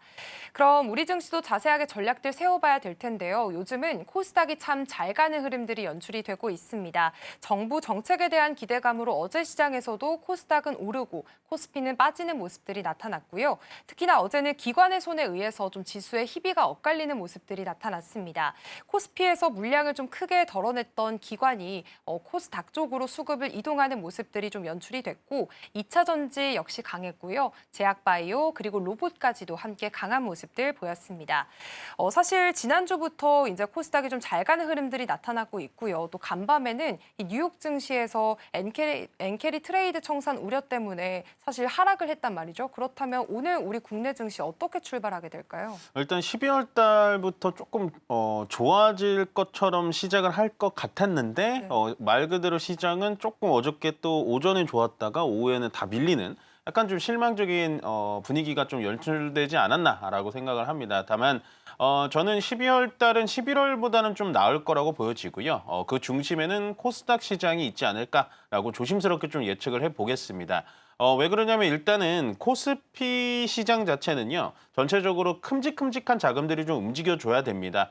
외국인이든 특히나 기관이든 어떠한 개인이 주체가 되지 않고 외국인이나 기관이 주체가 되면서 코스피 시장을 좀 움직여줘야 되는데 방금 앵커님께서 말씀하신 것처럼 앞으로의 BOJ의 금리 인상 부분이 남아 있고요. 일본의 금리 인상이죠. 거기다가 미국의 금리 인하 부분도 남아 있기 때문에 아마도 당분간의 자금의 유동성이라고 하죠. 이런 자금의 움직임들이 일본 쪽 시장으로 좀 움직일 가능성이 높습니다. 거기에 따라서 또 일본에다가 돈을 빌려다가 다시 되갚아야 되는 엔캐리 트레이드 청산까지 진행이 된다면 대형주 위주에 가지고 있는 코스피보다는 코스닥 쪽이 그러니까 개인 쪽의 수급으로만 움직여도 괜찮은 코스닥 쪽에 대해서 연말까지는 좀 좋은 흐름이 이어질 것 같다라는 생각이 들고요.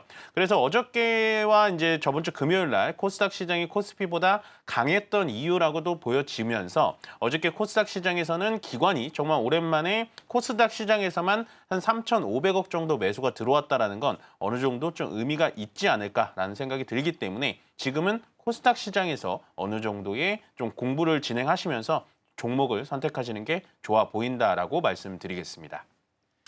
네, 일단 일본의 금리 인상 이슈로 인해서 당분간은 큰 자금들의 흐름이 일본 쪽으로 움직일 가능성이 좀 제기가 되고 있습니다. 그렇기 때문에 오히려 개인의 수급 흐름이 괜찮은 코스닥 쪽을 연말 그리고 연초까지는 좀 바라보자라는 의견을 주신 것 같습니다. 사실 말씀드린 대로 지금 엔캐리 트레이드 청산에 대한 우려가 계속해서 급부상하고 있습니다. 그동안은 엔저 현상으로 환율 또한 같이 약세를 보여왔는데 만약에 실제로 엔캐리 트레이드 청산이 이뤄지게 됐을 때 국내 환율에는 어떤 영향을 미치게 될까요? 뭐 환율 부분에 대해서는 조금 유리하지 않을까라는 생각을 해요. 왜 그러냐면 일단은 이제 일본이 금리 인상을 하면은 엔화가 올라가게 될 것이고 엔화가 올라가게 되면은 우리 원화도 같이 강세가 되는 영향이 있기 때문에 환율에 대해서는 어느 정도 좀 긍정적으로 보입니다만은 매번 제가 이 자리에 나와서 말씀드리지만 환율이라는 거는 뭐 쉽사리 이런 종목들도 예상하기 쉽지 않지만 환율이라는 건 더욱더 예상 변수가 상당히 많기 때문에 어떻게 된다라고 확정지어서 행동은 안 하셨으면 좋겠습니다. 다만 현재 앵커님께서 여쭤보신 것처럼 만약에 일본이 금리 인상을 진행을 하게 돼서 엔화가 강세가 되기 시작한다면 원화도 같이 강세가 일어나게 돼서 현재 원달러 환율보다는 조금은 좀 안정적인 수치로 내려오지 않을까라는 생각이 들고요. 거기에 덧붙여서 오늘 아침에 모건 모건 스탠리에서도 보고서가 나왔죠. 우리나라 원화 환율에 대해서는 어느 정도 고비가 끝난 것 같다. 이제는 환율이 좀 안정될 시기가 왔다라는 보고서가 좀 나왔기 때문에 아마도 저는 환율에 대해서는 조금은 좀 긍정적인 뷰를 보여드리고 싶습니다. 네, 일단 일본은행이 좀 금리를 인상하게 됐을 때 원화도 함께 강세로 이어질 수 있는 구조다 보니까 환율에는 일부 호재로 작용할 것으로 보이고요. 지금 원달러 환율이 안정적인 수치로 내려오지 않을까 하는 기대감도 함께 가져봐도 될 것 같습니다. 그런데 사실 지금 중일 갈등이 이제는 반도체로 확산되는 모습이 좀 보여지고 있습니다. 일본이 중국을 향한 포토 레지스트 수출을 중단했다라는 기사가 나오게 되면서 이런 상황 속에서 국내 반도체주들이 반사 이익을 좀 받을 수 있다라는 기대감들이 나오고 있더라고요. 어떤 수혜주들을 좀 꼽아볼 수 있을까요? 우리가 예전에 이제 노노재팬이라고 해서 일본과 우리나라의 관계가 상당히 안 좋았을 때 일본이 가장 먼저 했던 게 바로 이 포토 레지스트 쪽에 대해서 수출을 안 하겠다라고 얘기가 나왔습니다. 이게 굉장히 좀 무서운 얘기가 뭐냐면요. 포토 레지스트라고 하는 거는 제가 조금 짧게 설명을 드리면 반도체 웨이퍼에다가 이제 감광액이라는 걸 바르고 거기에다 이제 미세 회로를 이렇게 그리는 그런 도움을 주는 약간은 소재라고 보시면 되는데 그게 일본이 전체 글로벌 시장의 90%를 장악하고 있습니다. 더군다나 7나노 이하의 미세 공정에 대해서는 극자외선 강강의 그 포토 레지스트를 써야 되는데 거기에 대해서 일본이 100% 시장을 장악하고 있거든요. 그래서 이런 부분에 대해서 일본이 좀 압박을 강하게 나오게 된다면 아마도 중국의 반도체 생산에 대해서는 어느 정도 문제가 좀 있을 거라고 보여지고 우리가 몇 년 전에 노노재팬 사태를 겪을 때 그때 이런 부분에 대해서 국산화를 좀 많이 해놨습니다. 그래서 동진 세미켄 같은 경우가 포토 레지스트 국내 최초로 국산화 100%에 성공을 했고요. 거기다가 ENF 테크놀로지라고 하는 종목은 강강액 자체를 만드는 게 아니라 거기에 들어가는 원료를 만드는 업체이기 때문에요. 어느 정도의 좀 수혜를 볼 수 있지 않을까라는 생각이 들고 거기다가 중일 간의 갈등이 계속해서 격화가 일어나게 된다면 현재 포토 레지스트에 이어서 일본이 또 반도체 장비 쪽에 대해서는 굉장히 글로벌 점유율이 높기 때문에 거기에 따른 반사 수혜도 좀 볼 수 있지 않을까라고 조심스럽게 좀 예측을 해보겠습니다. 네, 일단 포토 레지스트 시장을 일본이 장악하고 있기 때문에 중국의 반도체 생산에도 일부 차질이 있을 것으로 보여지고 있고요. 국내에서도 좀 관련 수혜주들을 꼽아보자면 동진 세미캠이나 ENF 테크놀로지 함께 꼽아주셨습니다. 사실 어제도 뉴스에서는 엔비디아 블랙엘 GPU 초동 물량이 이제 일부 좀 확보했다라는 기사들이 나왔거든요. 그렇다면 이제는 국내 AI 인프라 투자가 본격화되는 시점인데 관련 수혜주들이 앞으로 주가 상승에 좀 영향을 계속 받을 수 있을까요? 일단은 요거는 좀 지켜봐야 될 것 같아요. GPU가 한 번에 뭐 다 들어오는 건 아니지만 그래도 뭐 좀 빠르게 우리가 요청을 해서 들어왔다라고 언론에서 나오지만 제가 봤을 땐 사실은 그건 아닙니다. 현재 엔비디아가 미국 내에서 이 칩 자체의 공급을 다 지금 완벽하게 공급 과잉이기 때문에 어느 정도 우리나라까지 좀 흘러 들어온 게 아닐까라고 좀 합리적인 좀 의심을 해보고요. 여기에 따라서 지금 어떻게 뭐 낙수 효과를 받는 수혜주를 찾는다라기보다는 지금 들어온 수량에 대해서는 일단은 기업으로 가는 건 아닙니다. 공공기관이라든지 연구센터 쪽으로 가는 거기 때문에 전체적으로 아직은 기업 쪽에 대한 수혜를 찾아보시는 거는 조금 섣부른 판단이라고 보여지고요. 근데 만약에 이제 내년부터 GPU가 우리가 약속한 5만 장, 6만 장 쭉쭉 들어오기 시작하게 된다면 저는 역시나 가장 강력하게 수혜를 볼 수 있는 거는 현대차 그리고 피지컬 AI죠. 현대차 쪽에 대해서 수혜를 볼 수 있을 것 같고 그 다음으로는 AI 소프트웨어의 대장주격인 네이버가 가장 큰 수혜를 볼 수 있지 않을까라고 예측해 보겠습니다. 네, 일단 지금 엔비디아 GPU 물량이 공공기관이나 지금 정부 쪽으로 흘러 들어온 거기 때문에 당장의 기업들의 수혜를 기대하기는 어렵다라는 말씀해 주셨고요. 앞으로 현대차나 네이버 주목해야 한다는 말씀까지도 전해주셨습니다.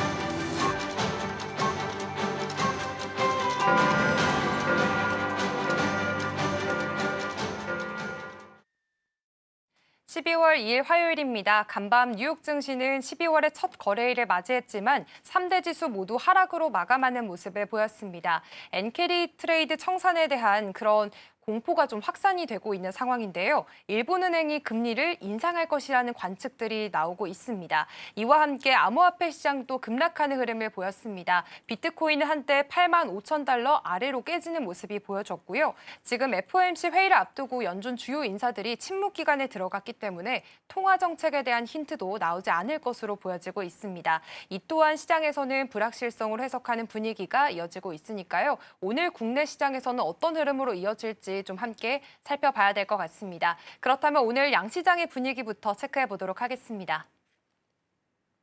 네, 오늘 양시장은 좀 희비가 엇갈리는 모습입니다. 코스피는 0.48% 상승하면서 3,939선 지나가고 있고요. 오늘 장 초반에는 코스닥이 조금 약한 모습을 보이네요. 0.09% 하락하면서 921선 지나가고 있습니다. 그렇다면 시총 상위주들의 움직임 체크해 보겠습니다. 먼저 코스피 시총 상인데요. 오늘 삼성전자와 SK하이닉스 그래도 강한 빨간불 나타내고 있습니다. 간밤 뉴욕 증시 3대 지수가 밀리기도 했고 특히나 나스닥 지수가 좀 밀렸지만 엔비디아가 반도체 설계 기업 시노시스에 3조 원 규모의 투자를 단행했다라고 발표를 하게 되면서 엔비디아 주가가 오르는 양상을 보였습니다. 그로 인해서 SK하이닉스 오늘 1% 가깝게 상승불 켜져 있고요. LG에너지솔루션 오늘 0.36%대 강보합권, 삼성바이오로직스도 마찬가지로 강보합권의 흐름 보여주고 있습니다.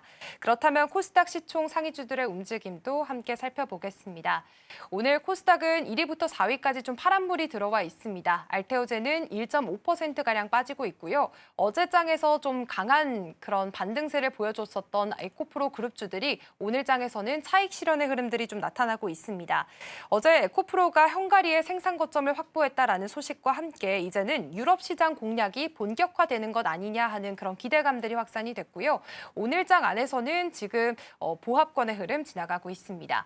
ABL 바이오도 오늘 2.3% 하락세 보이고 있고요. 레인보우 로보틱스는 그래도 2%대 매수세가 유입되고 있는 모습 확인이 되고 있습니다.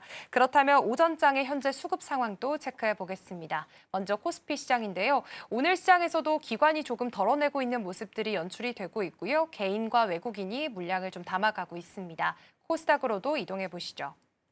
네, 코스닥 시장에서는 외국인이 좀 매도세를 강하게 보이고 있는 모습들 확인이 되고 있습니다. 그리고 개인과 기관의 사자세가 지금 눈에 띄고 있는 상황입니다.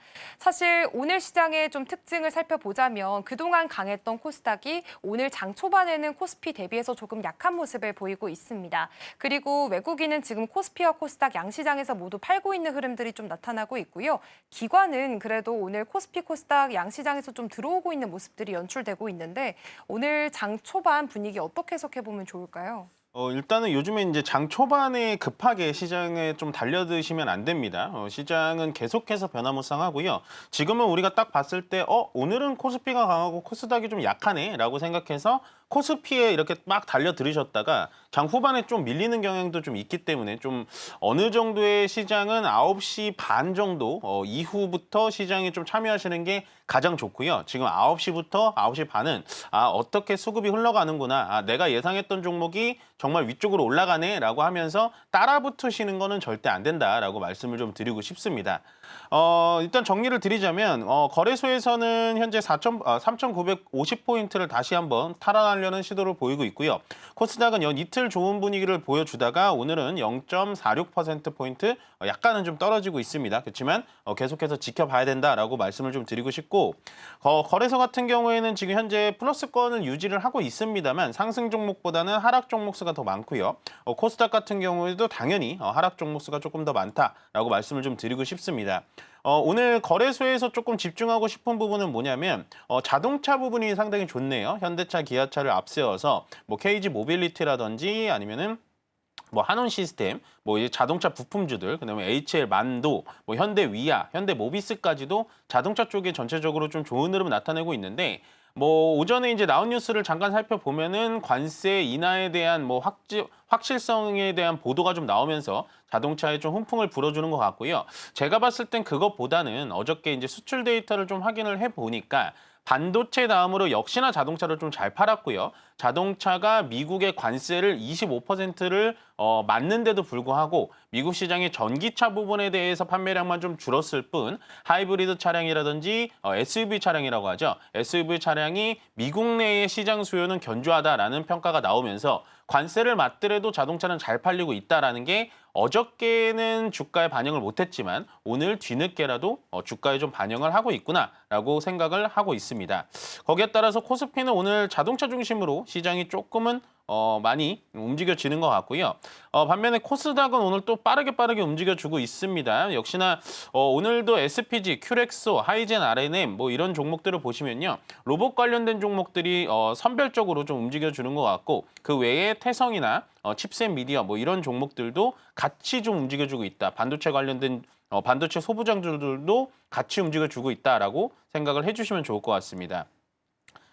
마지막으로 수급을 좀 보자면요. 코스피에서는 현재 외국인들이 매수가 들어오고 있습니다만은 뭐 400억 정도 매수가 들어오고 있기 때문에 큰 의미는 없다라고 보여지고요. 기관 쪽도 뭐 큰 의미 없습니다. 200억짜리 큰 의미는 없고요. 오히려 오늘의 특이사항은 이거죠. 코스피보다는 코스닥에 대해서 현재 수급이 더 많아요. 보시면 외국인들이 1,000억 가까이 매도를 진행하고 있고 기관과 개인이 1,000억 가까이 매수를 진행하고 있다는 거예요. 제가 오전에 이제 서두에 들어오자마자 말씀을 드렸던 게 바로 이겁니다. 수급이 더 많이 쌓이고 더 많이 플레이어들이 있는 곳이 지금은 코스닥이기 때문에요. 코스닥 쪽에 대해서 어느 정도 좀 트레이딩을 하신다면 제가 봤을 때 내년 1월까지 코스닥 시장에서는 충분히 수익을 많이 볼 수 있는 그런 장세가 펼쳐지지 않을까라는 생각을 하기 때문에 저는 지금부터 코스닥 쪽에 대해서 여러분들이 조금 많이 학습을 하신다면 좀 좋은 종목들 그리고 괜찮은 종목들을 선정하실 수 있는 기회가 12월 달에 펼쳐질 거다라고 정리를 드리겠습니다. 네, 요즘 시장 변동성이 큽니다. 그렇기 때문에 오전에 급하게 따라붙는 거는 좀 조심해야 될 것 같고요. 그래도 내년 1월까지는 코스닥 장세가 펼쳐질 것이다라는 관점도 함께 주셨습니다. 그래도 오늘 시장에서는 코스피가 코스닥 대비해서 조금 더 잘 가는 흐름들이 나타나고 있고요. 외국인과 기관, 메이저 주체 수급이 들어오는 모습입니다. 사실 2차 전지 이야기도 좀 해봐야 될 것 같은데요. 어제는 에코프로가 헝가리의 생산 거점을 확보했다라는 소식 들려오면서 에코프로 그룹주들이 동반 강세를 보였습니다. 오늘 장안에서는 일부 차익 실현 흐름이 나타나고 있는데 지금 정부가 또 코스닥 띄우기에 좀 혈안이 되어 있는 상황에서 지금의 상황들이 2차 전지주들에게는 조금 날개를 달아줄 수 있을지 어떤지 궁금합니다. 2차 전지에 대해서는 제가 정확하게 말씀드릴 수 있는 건 확실하게 바닥은 나왔다. 네. 바닥은 확실한 것 같아요. 뭐 에코프로, 에코프로빔, 뭐 기타 코스피에 있는 2차 전지 종목들도 다 바닥은 나왔어요. 그러면 우리가 여기서 물어보고 싶은 건 뭐냐면 코스피가 2,800에서 4,200 갈 때까지 개인 투자자들이 돈을 못 번 이유가 뭐냐면 에코프로나 에코프로 비행 같은 2차 전지에 돈이 많이 물려 있었기 때문에 매수를 못한 거예요. 그러면 이제 요 보유자들이 이제 물어보고 싶은 건 전고점을 넘어서 이제부터 올라갈 수 있는 거냐라는 걸 물어보실 수 있는데 제가 봤을 때는 바닥은 잡았지만 바닥에서 어느 정도 10%, 20% 상승률이 나올 수는 있겠지만 전고점을 넘기에는 쉽지 않다. 그만큼 현재 2차 전지 시장은 좀 많이 변했습니다, 여러분들. 예를 들어서 예전에는 자동차 배터리, 뭐 배터리 셀, 그리고 배터리를 뭐 다시 리사이클링 한다, 재활용한다, 어떤 배터리를 또 녹여가지고 어떻게 만든다, 이런 류의 얘기들을 많이 나왔었지만 지금 상태에서는 배터리 쪽에 대해서는 분명히 에너지 저장 장치라고 불리는 ESS 쪽에 훨씬 더 여러분들 많이 공부를 하셔라라고 말씀을 드렸기 때문에 물론 에코프로 BM이 어저께 시장 대비해서 10%, 8% 정말 강하게 상승을 해주고는 있습니다만 보유자분들에겐 좀 죄송합니다만은 바닥은 잡은 거 99% 저는 확신합니다. 맞다라고 보여지는데 다만 전고점을 넘을 수 있을 정도의 펀더멘털이 있는 거냐라고 하는 거에 대해서는 조금은 좀 생각해 봐야 될 문제지 않을까라고 조심스럽게 좀 말씀을 드려보겠습니다. 네, 일단 2차 전지주들이 바닥은 잡은 것 같지만 지금 전고점을 넘기에는 쉽지 않다라는 말씀을 해주셨고요. 여전히 2차 전지 쪽은 ESS를 봐야 한다라는 이야기까지 좀 나왔습니다. 그리고 사실 로봇이 요즘 계속 시세를 내고 있어서 좀 어떤 시선으로 봐야 될지 좀 정리를 해봐야 될 것 같은데 지금 로봇주들의 상승이 상승 초입이라고 생각을 하는지 아니면은 이제는 좀 많이 올라왔다라고 보시는 걸까요? 냉철하게 말하면 이젠 많이 올라왔죠. 근데 이제 우리가 매수를 하고 뭐 주식을 사고 팔 때는 이게 고점인지 저점인지 정확하게 알 수가 없잖아요. 네. 그게 주식의 어려운 점인데 앞으로 로봇에 대해서 모멘텀을 본다라고 하면 다른 면에서 봤을 땐 더 올라갈 수 있겠지. 라고 생각을 하고 가격만 딱 봤을 땐 너무 올라가서 부담스럽다라고 할 수 있는데 저는 그렇게 생각합니다. 전체적인 로봇주들은 지금 많이 고평가가 돼 있어요. 어떻게 보면은 뭐 로봇의 대장주격인 뭐 레인보우 로보틱스, 로보티즈, 그다음에 부품 쪽에 하이젠 R&M, 그다음에 뭐 SPG, 특히나 SPG가 좀 많이 올라갔죠. SBB테크 뭐 이렇게 정말 여러 종목들이 많이 있는데 로봇주들은요, 어떻게 보면은 좀 트레이딩을 좀 잘하는 손이 빠르신 분들의 영역이라고 보여집니다. 솔직히 지금까지 따라붙기에도 상당히 어렵고요. 거기다가 로봇주들이 실질적으로 뭐 전체적인 한 달에서 한 달 반 정도 쉬었다가 갑자기 또 다시 올라왔거든요. 우리가 실적 발표 시즌 때는 로봇주가 좀 재미가 없을 거다라고 말씀을 드렸다시피 결국에는 숫자가 나와주는 그런 테마가 아니기 때문에 조금 매매하시긴 좀 어렵지 않을까라는 생각을 하고요.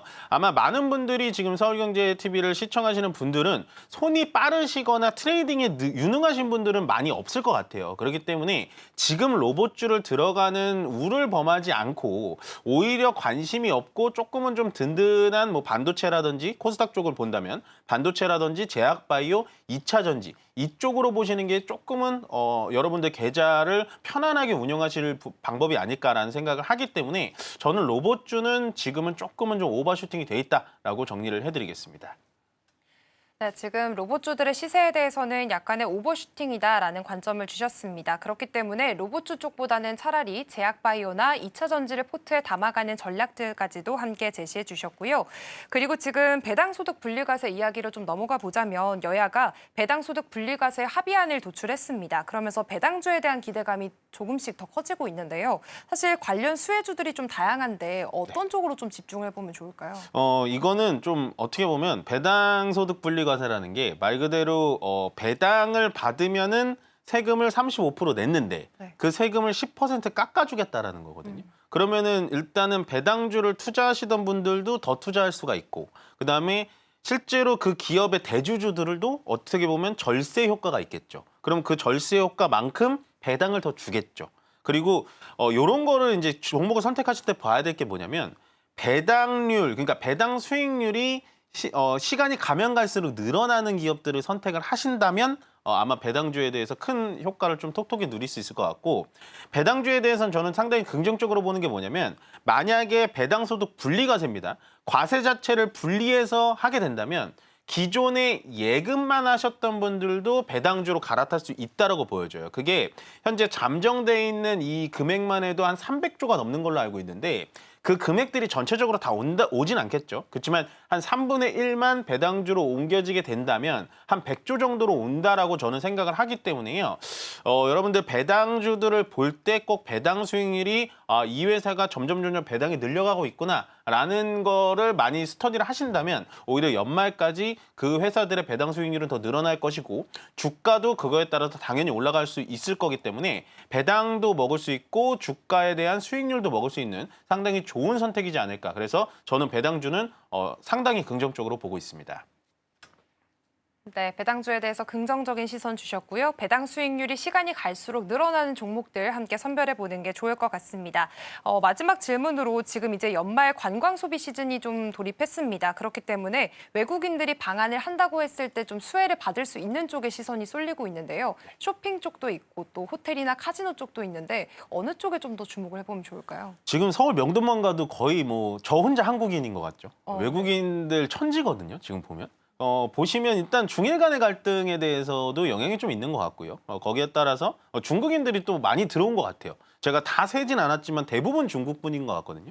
그래서 가장 먼저 수혜를 보는 거는 저는 호텔 쪽이라고 보여집니다. 왜냐하면 일단 기술적으로 보더라도요. 주가가 고점을 찍었다가 눌림목 상태에서 다시 또 횡보를 하는 느낌이 좀 있거든요. 그렇기 때문에 호텔 쪽에 대해서는 주가 상승률이 가장 빠를 수도 있다라는 생각을 합니다. 다만 호텔이라는 특수성상 정해진 방의 개수가 정해져 있기 때문에 매출이 더 이상 확대되기는 좀 쉽지 않다라는 점을 꼭 가져가셔야 될 것 같고요. 두 번째 보셔야 되는 부분은 뭐냐? 일단 중국 분들이 많이 들어오면은 뭐를 많이 하나요? 쇼핑을 많이 합니다. 쇼핑을 많이 하는데 그 쇼핑을 어디서 많이 할까요? 백화점에서 많이 합니다. 백화점 명품 쇼핑을 많이 하기 때문에 요새 신세계라든지 현대백화점 주가가 굉장히 많이 올라가 있음에도 불구하고 저는 아직까지도 주가의 전체적인 반영이 되지 않았다. 현재 현대백화점과 신세계백화점, 특히나 신세계 쪽에 대해서 월봉으로 본다면요. 주가 자체도 뭐 바닥에서 많이 올라오기는 올라왔습니다만 전체적으로 아직도 주가의 반영이 많이 되지 않았기 때문에 저는 호텔 쪽하고 이 쇼핑 쪽, 특히 소비 쪽에 대해서는 충분히 장기적인 관점에서도 볼 필요가 있다라고 정리를 해드리겠습니다. 네, 지금 호텔과 백화점, 쇼핑 쪽으로 충분히 장기적인 관점으로 바라봐도 좋다라는 말씀을 해주셨습니다. 오늘 스탁포인트는 여기서 마무리하도록 하겠습니다. SCTV 이민 전문가와 함께했습니다. 고맙습니다. 네, 고맙습니다.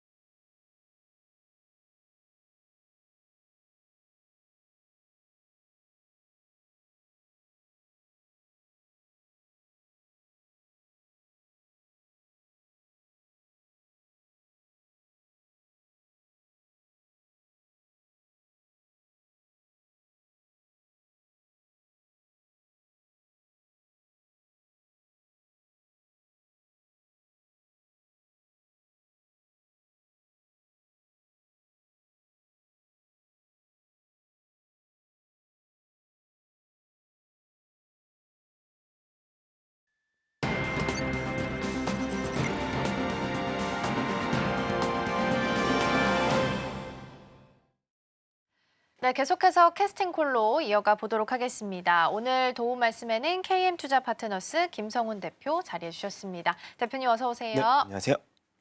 네, 오늘 우리 시장은 약간 엇갈리면서 출발을 합니다. 정부가 코스닥을 좀 활성화하겠다, 지원하겠다라고 이야기하면서 바로 코스닥이 좀 올라오는 모습이었는데 오늘은 화요일장이죠. 월요일장까지 좀 이어지다가 화요일장에서는 다시 코스피로 조금 이동하는 움직임이 나타나고 있습니다. 외국인과 기관 쪽에서는 코스피에 좀 담아가는 모습 나타나고 있는 상황이고요. 선물 쪽을 보더라도 플러스권 현재 찍혀 있는 상황입니다. 다만 환율을 봤을 때는 오늘은 1,471원 80점 부근에서 움직임 나타나는 부분도 함께 체크가 되고 있습니다. 코스닥은 약보합이고요. 외국인 투자자는 덜어내고 있는 상황입니다. 양시장 엇갈리면서 가고 있는 분위기입니다. 먼저 개장 초반 분위기 여쭤볼게요. 어떻게 보고 계실까요? 예, 일단 한동안 코스닥에 몰렸던 자금들이 오늘은 정말 오랜만에 또 이 4,000포인트 도달 이후에 좀 쉬어감을 이어갔던 코스피 업종 쪽으로 좀 차별화가 좀 진행이 되는 모습인데 뭐 오랜만에 자동차 업종들 반등이 네. 좀 반가운 상황이고요. 일단 뭐 계속해서 이 로봇주들은 쉬어가는 흐름에서 또다시 또 정고점을 돌파하면서 계속적인 랠리를 또 보이고 있는 상황이라서 일단 어느 섹터에 투자를 하는지도 굉장히 좀 이 수익률에서는 차별화가 진행되는 요 최근의 시장 트렌드인 것 같은데 코스피 시장 같은 경우는 지금 21선 저항대를 일단 막고 있기 때문에 오늘의 반등이 좀 이어질 수 있는 부분까지 연속성이 있는지 외국인들의 이제 이 코스피 시장의 또 자금 투입 여부까지도 연속성을 한 번 더 주목을 해보자라는 말씀 전해드리고 싶고 전반적인 흐름은 글로벌 시장 이 흐름도 사실 위험 자산에 대한 회피 분위기가 투자 심리에 대한 이 위축을 좀 더 야기시키고 있는 상황이기 때문에 이 비트코인도 지금 장중에 85,000달러를 좀 위협하면서 이 위험 자산에 대한 선호 심리가 좀 하락이 됐다는 상황이고요. 그 중에서도 이제 이 코스닥 시장 같은 경우도 위험 자산에 노출돼 있는 또 기업들이 일부 있기 때문에 그런 부분에 대한 또 우려감이 오늘 코스피 시장으로 좀 자금이 이동되지 않았나라고 보고 있는 상황이고 뭐 개별 종목 쪽으로 본다면 이번에 이제 엔비디아의 또 설계 이 기업의 투자 소식도 있어서 지금은 반도체 소부장도 일정 부분 반등을 보여주고 있고요.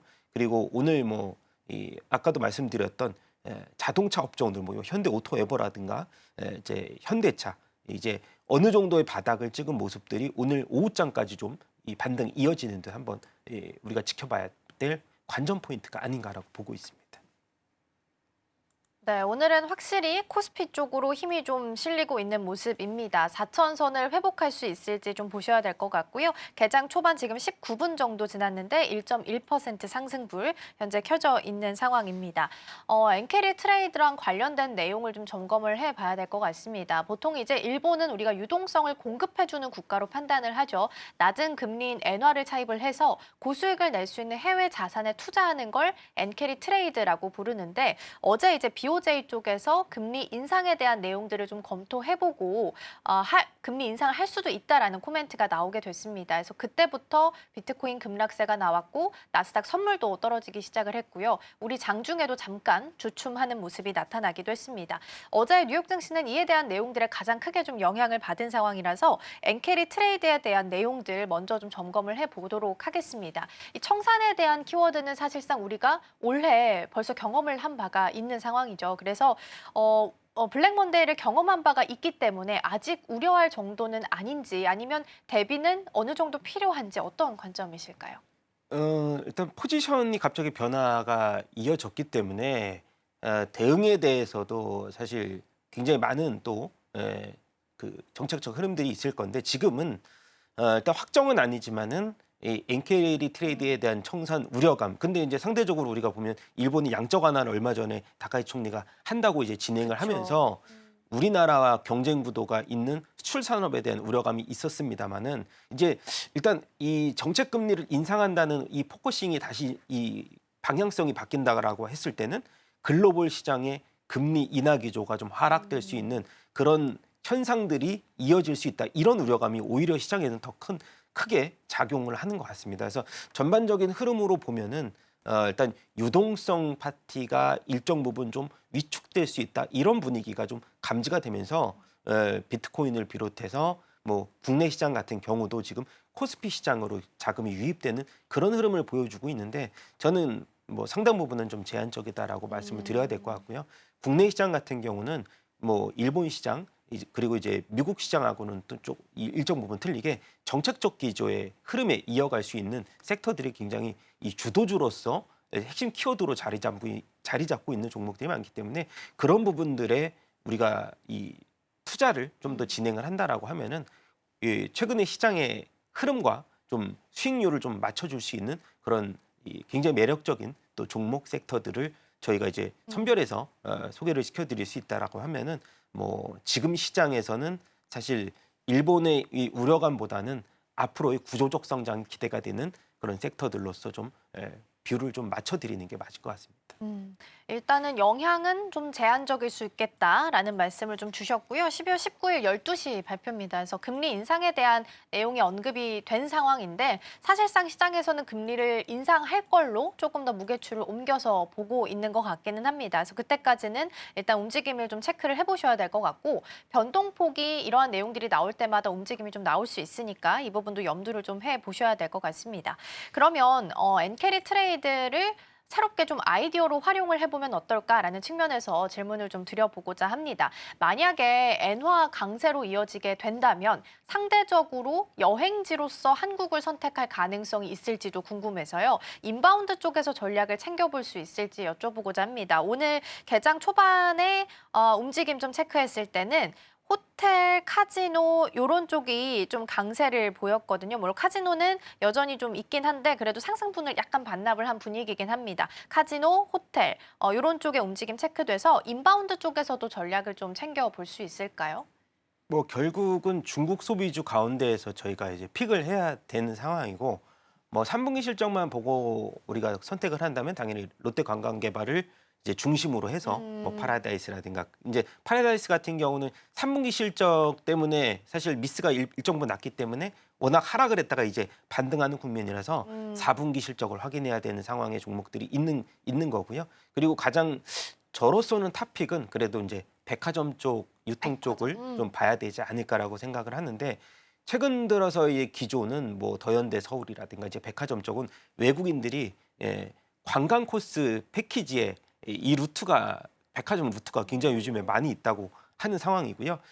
지금 3사 중에서는 외국인 비중이 좀 높은 현대백화점의 이제 3분기 실적도 그렇고 영업이익도 지금 한 700억 정도 발표를 하면서 전년비 20% 늘어났거든요. 그래서 백화점 쪽에서 이제 턴어라운드 국면에 돌입을 하면서 외국인 관광객 거기다가 또 지출을 소비 지출을 많이 할 수 있는 VIP 외국인들의 방문이 좀 지속될 수 있는 이 종목들에 대한 관심이 굉장히 높아지고 있는 상황인데 현대백화점이나 이제 신세계 이런 차트들을 보면은 변동성 없게 계속해서 우상향 움직임들을 보여주고 있거든요. 그래서 그런 패턴들이 사실 매매하기는 굉장히 좀 편안하게 소폭의 눌림목 이후에 전고점을 돌파하는 그런 종목들이 많다라는 점을 좀 기억을 해두시면 좋을 것 같고 그 와중에서 이제 좀 파생돼서 나온다면은 뭐 화장품 쪽인데 사실 어저께 같은 경우에 파마 리서치가 굉장히 많은 맞아요. 하락을 했거든요. 그래서 저희가 강조했던 부분이 뭐냐면 뭐 APR이라든가 요즘에 이제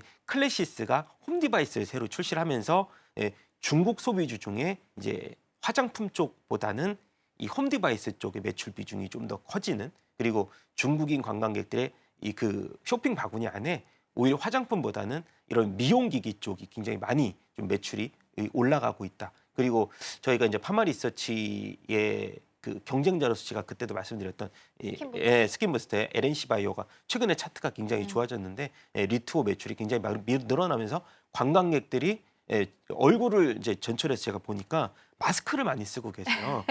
피부과를 들렸다가 시술을 많이 하시고 한 5일 이제 패키지 여행을 이제 엠보싱이 많으니까 출근을 못 하거든요. 그래서 5일 패키지 여행으로 그 피부과를 들려서 여행을 또 마치시는 그런 분들이 많기 때문에 아마도 이런 이 관광객 소비의 이 핵심 키워드로 자리 잡은 스킨부스터, 홈디바이스 그리고 아까 말씀드렸던 백화점 쪽의 흐름을 좀 유심히 보시는 게 중요하다라고 말씀드리고 싶습니다. 네, 그러니까 요즘에 관광객들이 더현대 이런 데 많이 간다고 하더라고요. 소비 지출도 있겠지만 아무래도 경험할 수 있는 부분들이 많아서 경험 확장 차원에서 백화점을 찾는 외국인들이 굉장히 많이 늘어나고 있다고 합니다. 그렇게 본다면 호텔, 카지노도 있겠지만 유통 쪽, 백화점 쪽 언급을 좀 해주셨고 추가적으로 화장품이나 미용 의료기기단까지도 같이 보시면 좋겠습니다. 자, 그럼 이어서 오늘 주목해 볼 만한 테마들 함께 만나보도록 하겠습니다. 세 가지 테마 준비되어 있고요. 첫 번째, 조선부터 열어보겠습니다. 조선 같은 경우는 오늘 해운까지 같이 움직임 나타나고요. 해운이 조금 더 강한 모습이 나타납니다. 가장 대표적인 종목이 지금 페노션인데 사실상 뭐 특별한 이슈가 있는 것 같지는 않은데 11월 벌크선 운임지수라고 하죠. BDI가 30% 정도 급등하면서 2년여 만에 최고치를 경신했다라는 정도 뉴스가 있는 상황입니다. 페노션 같은 경우는 리포트 상으로는 방어주 매력이 부각된다라는 내용들도 있어서 여기에 좀 영향을 받는 건지 일단 페노션이 8%, 9% 내외에서 움직임 좀 나타나고 있고요. 조선도 오랜만에 강세 보입니다. HJ중공업이 가장 강하게 3%대 강세 보이면서 체크되고 있습니다. 두 번째 열어보겠습니다. 두 번째는 반도체 쪽입니다. 뉴욕 시장을 보면 엔비디아 진영과 구글 진영이 나누어져서 시속 게임을 하듯이 계속 움직임이 좀 체크가 되고 있는 상황인데 우리 국내 증시로 끌고 온다면 사실상 뭐 TPU가 늘어난다 하더라도 HBM은 양쪽 다 들어가는 거기 때문에 사실상 수혜를 받을 거다라는 스토리가 굳건하게 만들어지고 있습니다. 대장주 투톱도 있겠지만 최근에는 정부 차원에서 코스닥을 좀 살리겠다, 활성화 정책을 내놓고 있는 상황이다 보니까 소부장까지 시선을 확장해 보면 좋을지 함께 고민을 좀 해보도록 하겠습니다. 마지막 열어보도록 하겠습니다. 마지막은 로봇 섹터 준비되어 있습니다. 살짝 좀 내려온 종목들도 체크가 되기는 하지만 그래도 여전히 강세 보이는 종목들 눈에 많이 띕니다. 큐렉소, 오늘은 또 유일 로보틱스가 2%대 강세 보이고 있는 상황이고요. SJG, 세종해서 세종공업, 이쪽도 한 7.5% 정도, SPG가 2.5%, 하이젠 R&M도 2%대로 대다수가 한 2에서 3%대 강세 보이면서 부품단도 체크되고 있습니다. 로봇 쪽이 연이어서 한 3거래일 이상 지금 시세를 내고 있는 것 같아서 이쪽에서 추가적인 연속성을 기대해 볼 수 있을지도 이야기 나눠보고자 합니다. 자, 그럼 먼저 조선 쪽부터 출발을 좀 해보도록 하겠습니다. 오늘 오랜만에 해운까지 강세를 좀 보이고 있는 상황입니다. 그래서 상승 배경을 좀 여쭤보고자 하는데 보통 이제 11월부터 3월까지가 되면 EU, 유럽 쪽에서 겨울을 대비하는 기간이라서 보통 이때는 천연가스 물동량이 많이 늘어나는 시기이긴 합니다. 중간에 좀 날라주는 게 조선이기 때문에 시기를 맞춰서 오늘 좀 꿈틀대기 시작을 하는 건지 오늘 상승 배경은 좀 어떻게 찾아볼 수 있을까요? 그러니까 어제부터 H&M이 한 5%대 맞아요. 반등을 강하게 줬는데 이게 사실 하나오션 발주 때문에 그렇잖아요. 컨테이너 발주. 네. 그리고 러시아와 우크라이나 전쟁이 일부가 이제 종식이 되는 소식이 확정은 아니지만 나오면서 이 북극 항로의 개발에 대해 착수의 기대감들이 굉장히 커지면서 지금은 이제 조선에 대해서도 LNG 프로젝트라든가 일부 이제 러시아가 지금 자원 개발에 착수를 하면서 이 북극 항로 개발에서 가장 수혜를 받을 수 있는 조선 업종, 뭐 쉐빙선에 대한 또 수주라든가 이런 것들이 좀 많이 부각이 될 그렇군요. 겁니다. 사실은 어떻게 보면은 H&M이 가장 수혜를 받을 수 있는 종목 중에 하나이고 거기에 이제 페노션도 같이 이제 그 하위단에서도 이제 들어가는데 지금 보면은 연말로 다가올수록 이 뭐 미국에서 이제 마스가에 관련된 프로젝트에 대해서 이제부터는 좀 발주가 좀 시작되는 게 아니냐 그런 기대감들이 일부 작용이 될 거고 오늘의 반등은 사실은 그동안에 좀 많이 쉬어갔던 이 조선주라든지 아니면은 이제 주도주 섹터의 순환매 차원의 흐름이 아닌가라고 저는 생각이 되는데 굉장히 부담 없는 이 주가까지 많이 빠져왔거든요. 맞아요. 그래서 뭐 조선이라든가 일부 이제 방산 아니면은 반도체는 사실 하이닉스가 어제 외국인들 매수 유입이 일부 있었지만 이게 연속적으로 들어갈지 여부도 봐야 되고 그리고 엔비디아가 180달러에서는 지지가 강했었지만 이것이 빠르게 이 회복이 되는 이 모습이 보여져야 하이닉스 반등이 나오니까 아마도 룸이 좀 비어 있었던 조선 쪽에 일부 수급이 들어온 것이 아니냐. 그리고 실적 모멘텀도 뭐 계속 꾸준했지만은 이 밸류 부담 때문에 빠진 거니까 오히려 좀 올리기가 좀 편안하지 않았을까라고 보고 있습니다. 네, 그렇게 보면 일단 뭐 쉬어갔던 쪽에서, 그러니까 조방 원전, 기존의 주도주로서 움직였던 쪽에서 순환매가 정도 나타났겠다라고 판단을 좀 해볼 수 있을 것 같고 추가적으로 본다면 북극 항로 개발이나 LNG 프로젝트에 대한 이슈도 좀 추가적으로 함께 좀 체크를 해보시면 좋지 않을까 싶습니다. 조선 쪽 짧게 좀 점검을 해봤고요. 넘어가서 반도체 살펴보도록 하겠습니다. 반도체도 반도체 투톱 움직임 먼저 보면 SK하이닉스가 조금 더 강하게 움직임 나타나기 시작을 했고요. 단독 뉴스긴 합니다만 삼성전자 쪽에서 HBM 생산 능력이 하이닉스를 처음으로 추월했다라는 기사가 보도가 되기도 했습니다. 다만 오늘은 반응이 한 1% 안팎으로 나오고 있는 것 같고요. SK하이닉스는 외국인 투자자가 어제 오랜만에 또 들어와 주는 모습이 좀 나타났습니다. 외국인 투자자가 들어오면서 오늘은 한 3.16% 상승하고 있고요. 오늘도 골드만삭스랑 메릴린치 쪽에서 매수 상위 창구 확인되고 있습니다. 자, 그럼 반도체도 코스피 투톱 그동안 많이 봤으니까 오늘은 시선을 좀 돌려서 소부장이나 중소형단으로 질문을 좀 드려보고자 합니다. 정부에서 코스닥 활성화하겠다라고 이야기를 꺼내 놓을 것으로 예상을 좀 하고 있죠. 그렇게 된다면 반도체도 투톱보다는 소부장 쪽으로 아니면 중소형 쪽으로 시선을 좀 옮겨봐야 될까요? 그렇죠. 이제 지금 되게 좋은 뉴스들이 많잖아요. 엔비디아가 시놉시스에 투자했다는 그렇죠. 소식 그 자체만으로도 오늘 설계 업종들이 굉장히 많이 반등을 줬고 이 칩셋 미디어라든가 일부 이제 그 디자인 하우스 쪽에서도 지금 수급이 들어오는 반도체 소부장 안에서도 지금 순환매로 돌고 있는 상황인데 어제 같은 경우는 이 포토레지스트 관련주들 그쵸. 뭐 솔브레인이라든가 그리고 이제 뭐 종목들이 이렇게 도는 상황에서 본다면 이제부터는 이 순환매가 돌다가 전반적인 상승세가 나올 수 있는 가능성들이 충분히 열려 있다고 보고 지금 삼성전자 같은 경우도 구글의 이제 TPU죠. 텐서칩 뭐 HBM 납품 경쟁이 있는데 올해 삼성전자가 한 60% 공급한다는 얘기들도 나오면서 오히려 SK하이닉스보다 최근에는 또 삼성전자의 주가 흐름이 좀 굳건해지면서 삼성전자 밸류체인 라인들에 대한 관심도 굉장히 같이 높아지는 상황에서 지금 좀 많이 빠져 있는 HBM 라인들도 뭐 테크윙을 비롯해서 저점에서 이제 어제 같은 경우도 반등폭이 조금씩 아마 나오는 수급들이 붙어줬거든요. 그동안의 기관들 수급이 계속 매도 물량을 쏟아내다가 해서 일단 가장 핵심은 그거 같아요. 지금 위험 자산들의 이런 리스크가 있지만은 12월에는 미국은 전통적으로 산타랠리가 진행이 되면서 그 산타랠리를 주도하는 쪽은 그래도 저는 이 빅테크 업종들이 되겠다. 그중에서 우리나라 같은 경우는 상대적으로 삼성전자, SK하이닉스보다는 정부의 정책적 기대감 때문에 소부장 쪽에 수급들이 많이 붙으면서 그동안에 좀 못 갔던 라인들에 대한 관심들이 좀 높아질 수 있는 시기다. 기존에는 사실 뭐 리노공업이라든가 이스페타시 대장들의 그쵸. 파티였다면 지금으로서는 이제 저점에 있는 저평가된 종목들 반도체 소부장을 중심으로 순환매 차원으로 좋은 이슈가 나올수록 거기에 빨리 반응을 하게 되는 그런 종목들이 많아졌다라는 말씀을 드려보고 싶습니다. 네, 확실히 엔비디아가 시놉시스 투자를 이야기를 하게 되면서 여기에 영향을 좀 받게 되는 것 같습니다. 설계하는 기업을 어떻게 보면 지분 인수를 하면서 투자를 하게 되는 건데 일단 우리 시장에서도 설계 쪽 그리고 디자인하우스 쪽에서도 시세가 좀 체크가 됩니다. 아무래도 디자인하우스 쪽은 팹리스랑 파운드리 사이에서 집 같은 거를 최적화해 줄 수 있는 단계다라고 보시면 될 것 같고요. 사실상 순환매가 돌면서 한 번씩 시세가 나는 섹터다라고 판단해 보시면 되겠습니다. 자, 그럼 일단 앞서서 살짝 언급이 좀 나오긴 했는데 일본이 중국으로 향해서 포토레지스트 수출을 사실상 중단을 시키겠다라고 이야기를 해놓은 상태입니다. 우리가 2019년이었나요? 노제펜 이슈가 있었을 때 동진세미캠, 솔브레인 이런 종목들이 좀 움직였던 그런 종목들이 어제도 비슷하게 움직임이 좀 체크가 됐었거든요. 그러면 중국과 일본이 이렇게 계속해서 갈등을 벌이게 된다면 이 분야가 확장돼서 반도체까지 오게 됐으니까 스토리 라인이 좀 센티가 개선될 수 있을지 그럼 지금부터라도 비중 확대에 대한 계기로 좀 삼아봐야 될지도 궁금합니다.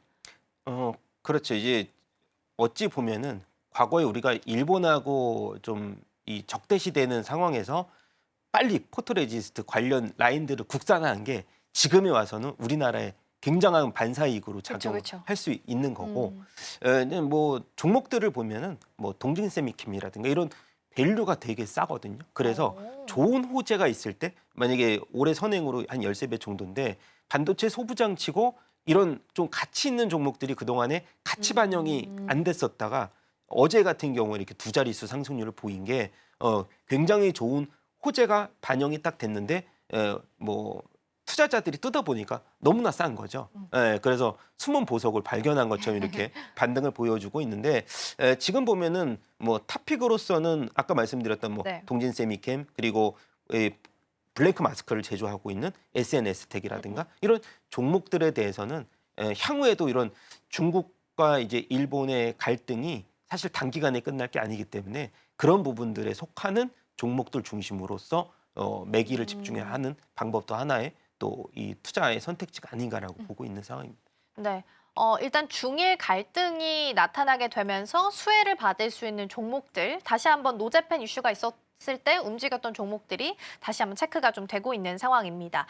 로봇 쪽으로 좀 시간상 옮겨봐야겠네요. 일단 로봇이 대장주냐고 하면 사실상 그건 아니지만 한 번씩 강하게 움직임이 좀 튀어오는 상황이다 보니까 놓치긴 또 아까울 수밖에 없을 것 같습니다. 정부에서 코스닥 활성화하겠다라고 이야기 나오면 특히나 또 로봇주 주목받을 수 있어서 지금 로봇주는 어떻게 바라보고 계세요?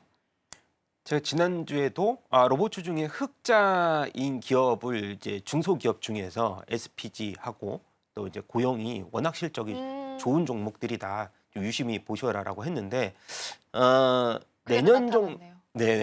내년 정도에는 이런 종목들이 좀 많아질 것 같아요. 왜냐하면 이 자동화 속도가 너무 빨라졌고 근데 오늘 같은 경우도 자동차 업종들 반등을 보니까 뭐 아직 확정은 아니지만 보선 다민나믹스에서 현대차 그룹에 이제 대량 발주를 했다는 얘기들도 가끔 들려오고 있는 상황이라서 지금 보면 현대차가 오늘 한 4%대 반등을 주는 네. 그 이유가 하나가 그런 이유가 될 것 같아요. 그래서 지금으로서는 뭐 이번 주부터 그리고 지난주부터도 뭐 HL만도라든가 자동차 부품 회사들이 지금 어찌 그쵸, 보면은 그쵸. 금형만 하나 딱 바꿔놓으면은 똑같은 이 똑같은 로봇이나 지금 맞아요. 자동차의 경계가 거의 없거든요. 우리가 예전에도 마징가 제트나 이제 뭐 태권브이를 보시다 아시다시피 그냥 타는 개념으로 바뀔 겁니다. 로봇도 이제는 그리고 이 로봇이 변신하는 자동차로 그런 것도 이제 개발 중이게 있기 때문에 그런 부분 본다면은 자동차 부품 쪽도 SL이라든가 H만도는 아마도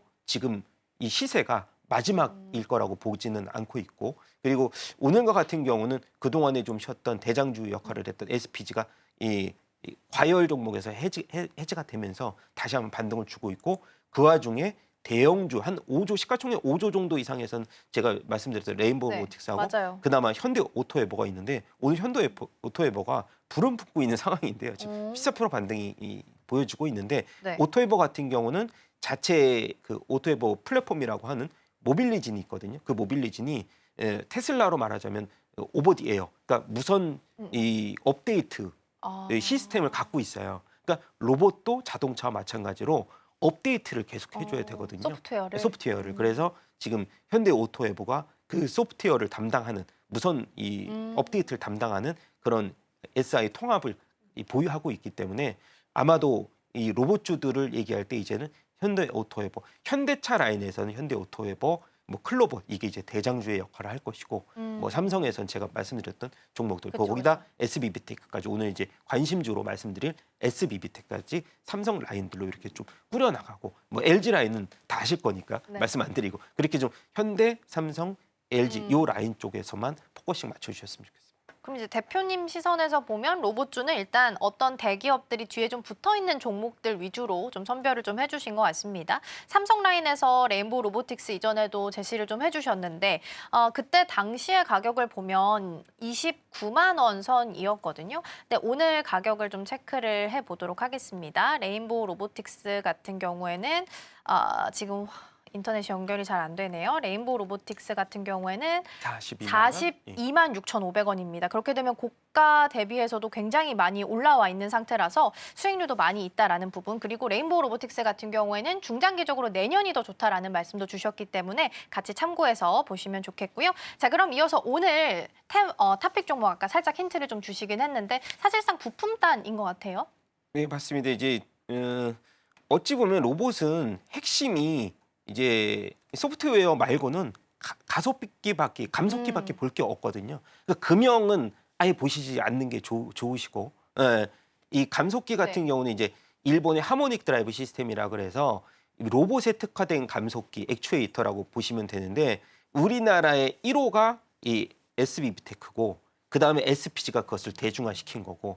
근데 SBB테크는 지금 두 곳 이제 협력 로봇사들하고 최종 테스트를 감속기 테스트 진행 중인데 어찌 보면은 펀더멘탈은 SPG가 지금 더 좋은 상황이라서 그렇죠. 비교해 볼 수는 없지만 상대적으로 얘를 장점을 들자면 시가총액이 3천억밖에 안 돼요. 그러네요. 가볍기 때문에 만약에 삼성 라인에 이미 테스트가 이제 통과가 됐을 때는 감속기 매출이 좀 빨라질 수 있고 얘네가 3분기 누적도 이제 우리가 로봇주 매출을 봐야 되거든요. 매출 성장은 40% 올랐거든요. 근데 단기 순이익이 적잖은 건 R&D 비용, 로봇주들은 R&D 그쵸. 비용을 많이 씁니다. 그래서 사실 영업이익이나 그딴을 말고 매출의 증가폭이 이어지는 기업들 중심으로 로봇주를 보셨으면 좋겠습니다. 네, 탑픽 종목 SBB테크까지 잘 확인해봤고요. 대표님과는 여기서 인사 나누겠습니다. 오늘 말씀 고맙습니다.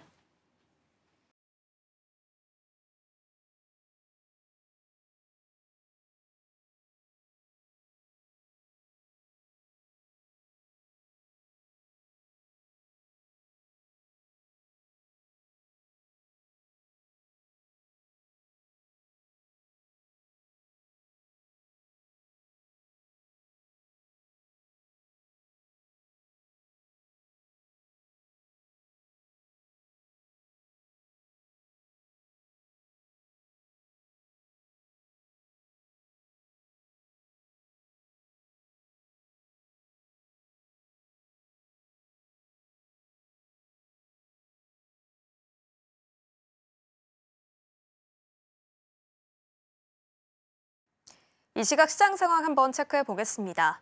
일본은행이 금리 인상을 시사하자 글로벌 증시가 크게 요동쳤습니다. 엔캐리 트레이드 청산 우려가 좀 지속이 되면서 뉴욕 증시는 간밤에 일제히 하락했고요. 비트코인 또한 급락세를 보였습니다.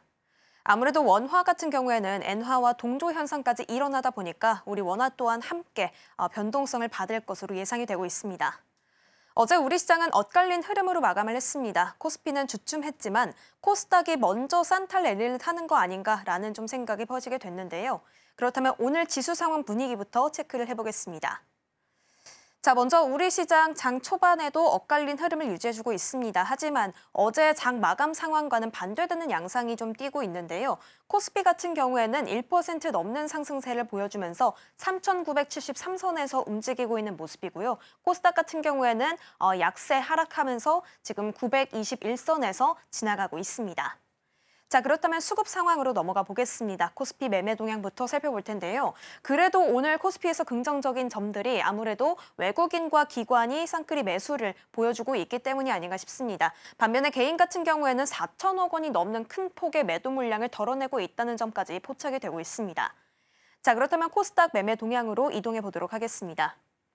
코스닥에서는 반면 외국인이 홀로 1,600억 원 넘는 물량을 좀 덜어내고 있고요. 개인과 기관이 함께 사자세 포지션 유지해주고 있습니다.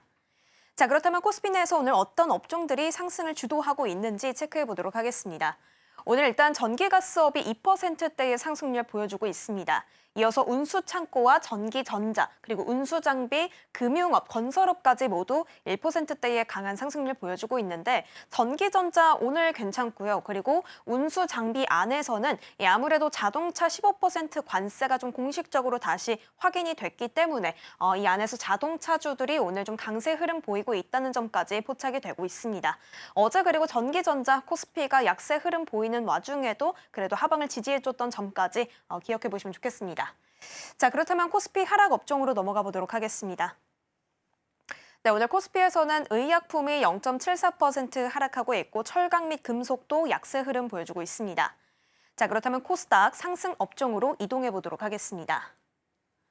네, 일단은 비금속과 운송장비 및 부품, 기계 장비까지 모두 1%대 오름세 시연해주고 있는데요. 오늘 아무래도 자동차주가 잘 가다 보니까 이와도 엮여있는 자동차 부품주들이 강세 흐름 보이고 있다는 점들이 또 포착이 되고 있습니다. 유통과 금속까지 상승 업종에 자리합니다. 자, 그렇다면 코스닥 하락 업종도 함께 살펴보도록 하겠습니다.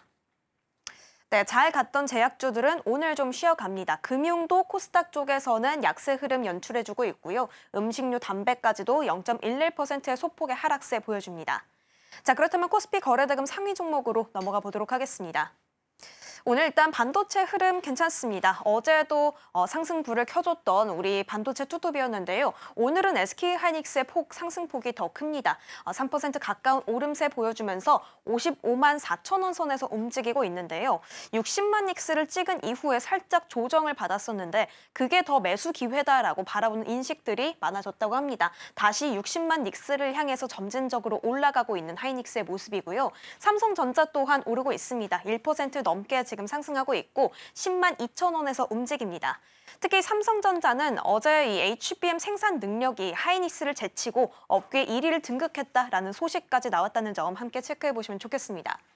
삼성 에피스홀딩스 오늘 빨간불 켜줬습니다. 0.5% 오르면서 40만 원에서 움직이고 있는 모습이고요. 이 유럽에서 골질환 치료제를 판매하기 시작했다라는 소식 함께 나와 있습니다. 그리고 이번에 인적 분할 이후에 성장 모멘텀이 강화될 것이다라는 평가들이 이어지고 있다는 점까지 확인해 보시면 좋겠습니다. 조금 전에 말씀드렸다시피 오늘 자동차주가 강세입니다. 현대차 4% 넘는 강세 흐름 보여주면서 오랜만에 좀 빨간불을 켜주고 있습니다. 미국에서 이 한미 외교 고위급 회담이 좀 열리게 됐고요. 이 안에서 한미 정상회담의 결실을 다시 한번 가시화하게 됐습니다. 자동차 15% 관세가 11월 1일부터 소급 적용될 것을 또 공식적으로 한번 못 받게 됐는데요. 이로 인해서 관세라는 족쇄에서 벗어난 자동차주의 흐름이 오늘 좀 긍정적으로 나타나고 있습니다. 마지막으로 두산 에너빌리티 1% 가까운 오름세 보여줍니다. 이어서 코스닥 거래대금 상위도 살펴보겠습니다. 네, 오늘 코스닥 쪽에서는 로봇도 흐름 괜찮고요. 자동차주, 부품주 쪽들이 오늘 좀 강세 흐름 보여주고 있습니다. 고영 오늘도 빨간불 켜주면서 2% 가까운 오름세 보여주고 로보티즈 또한 3% 넘게 상승하고 있습니다.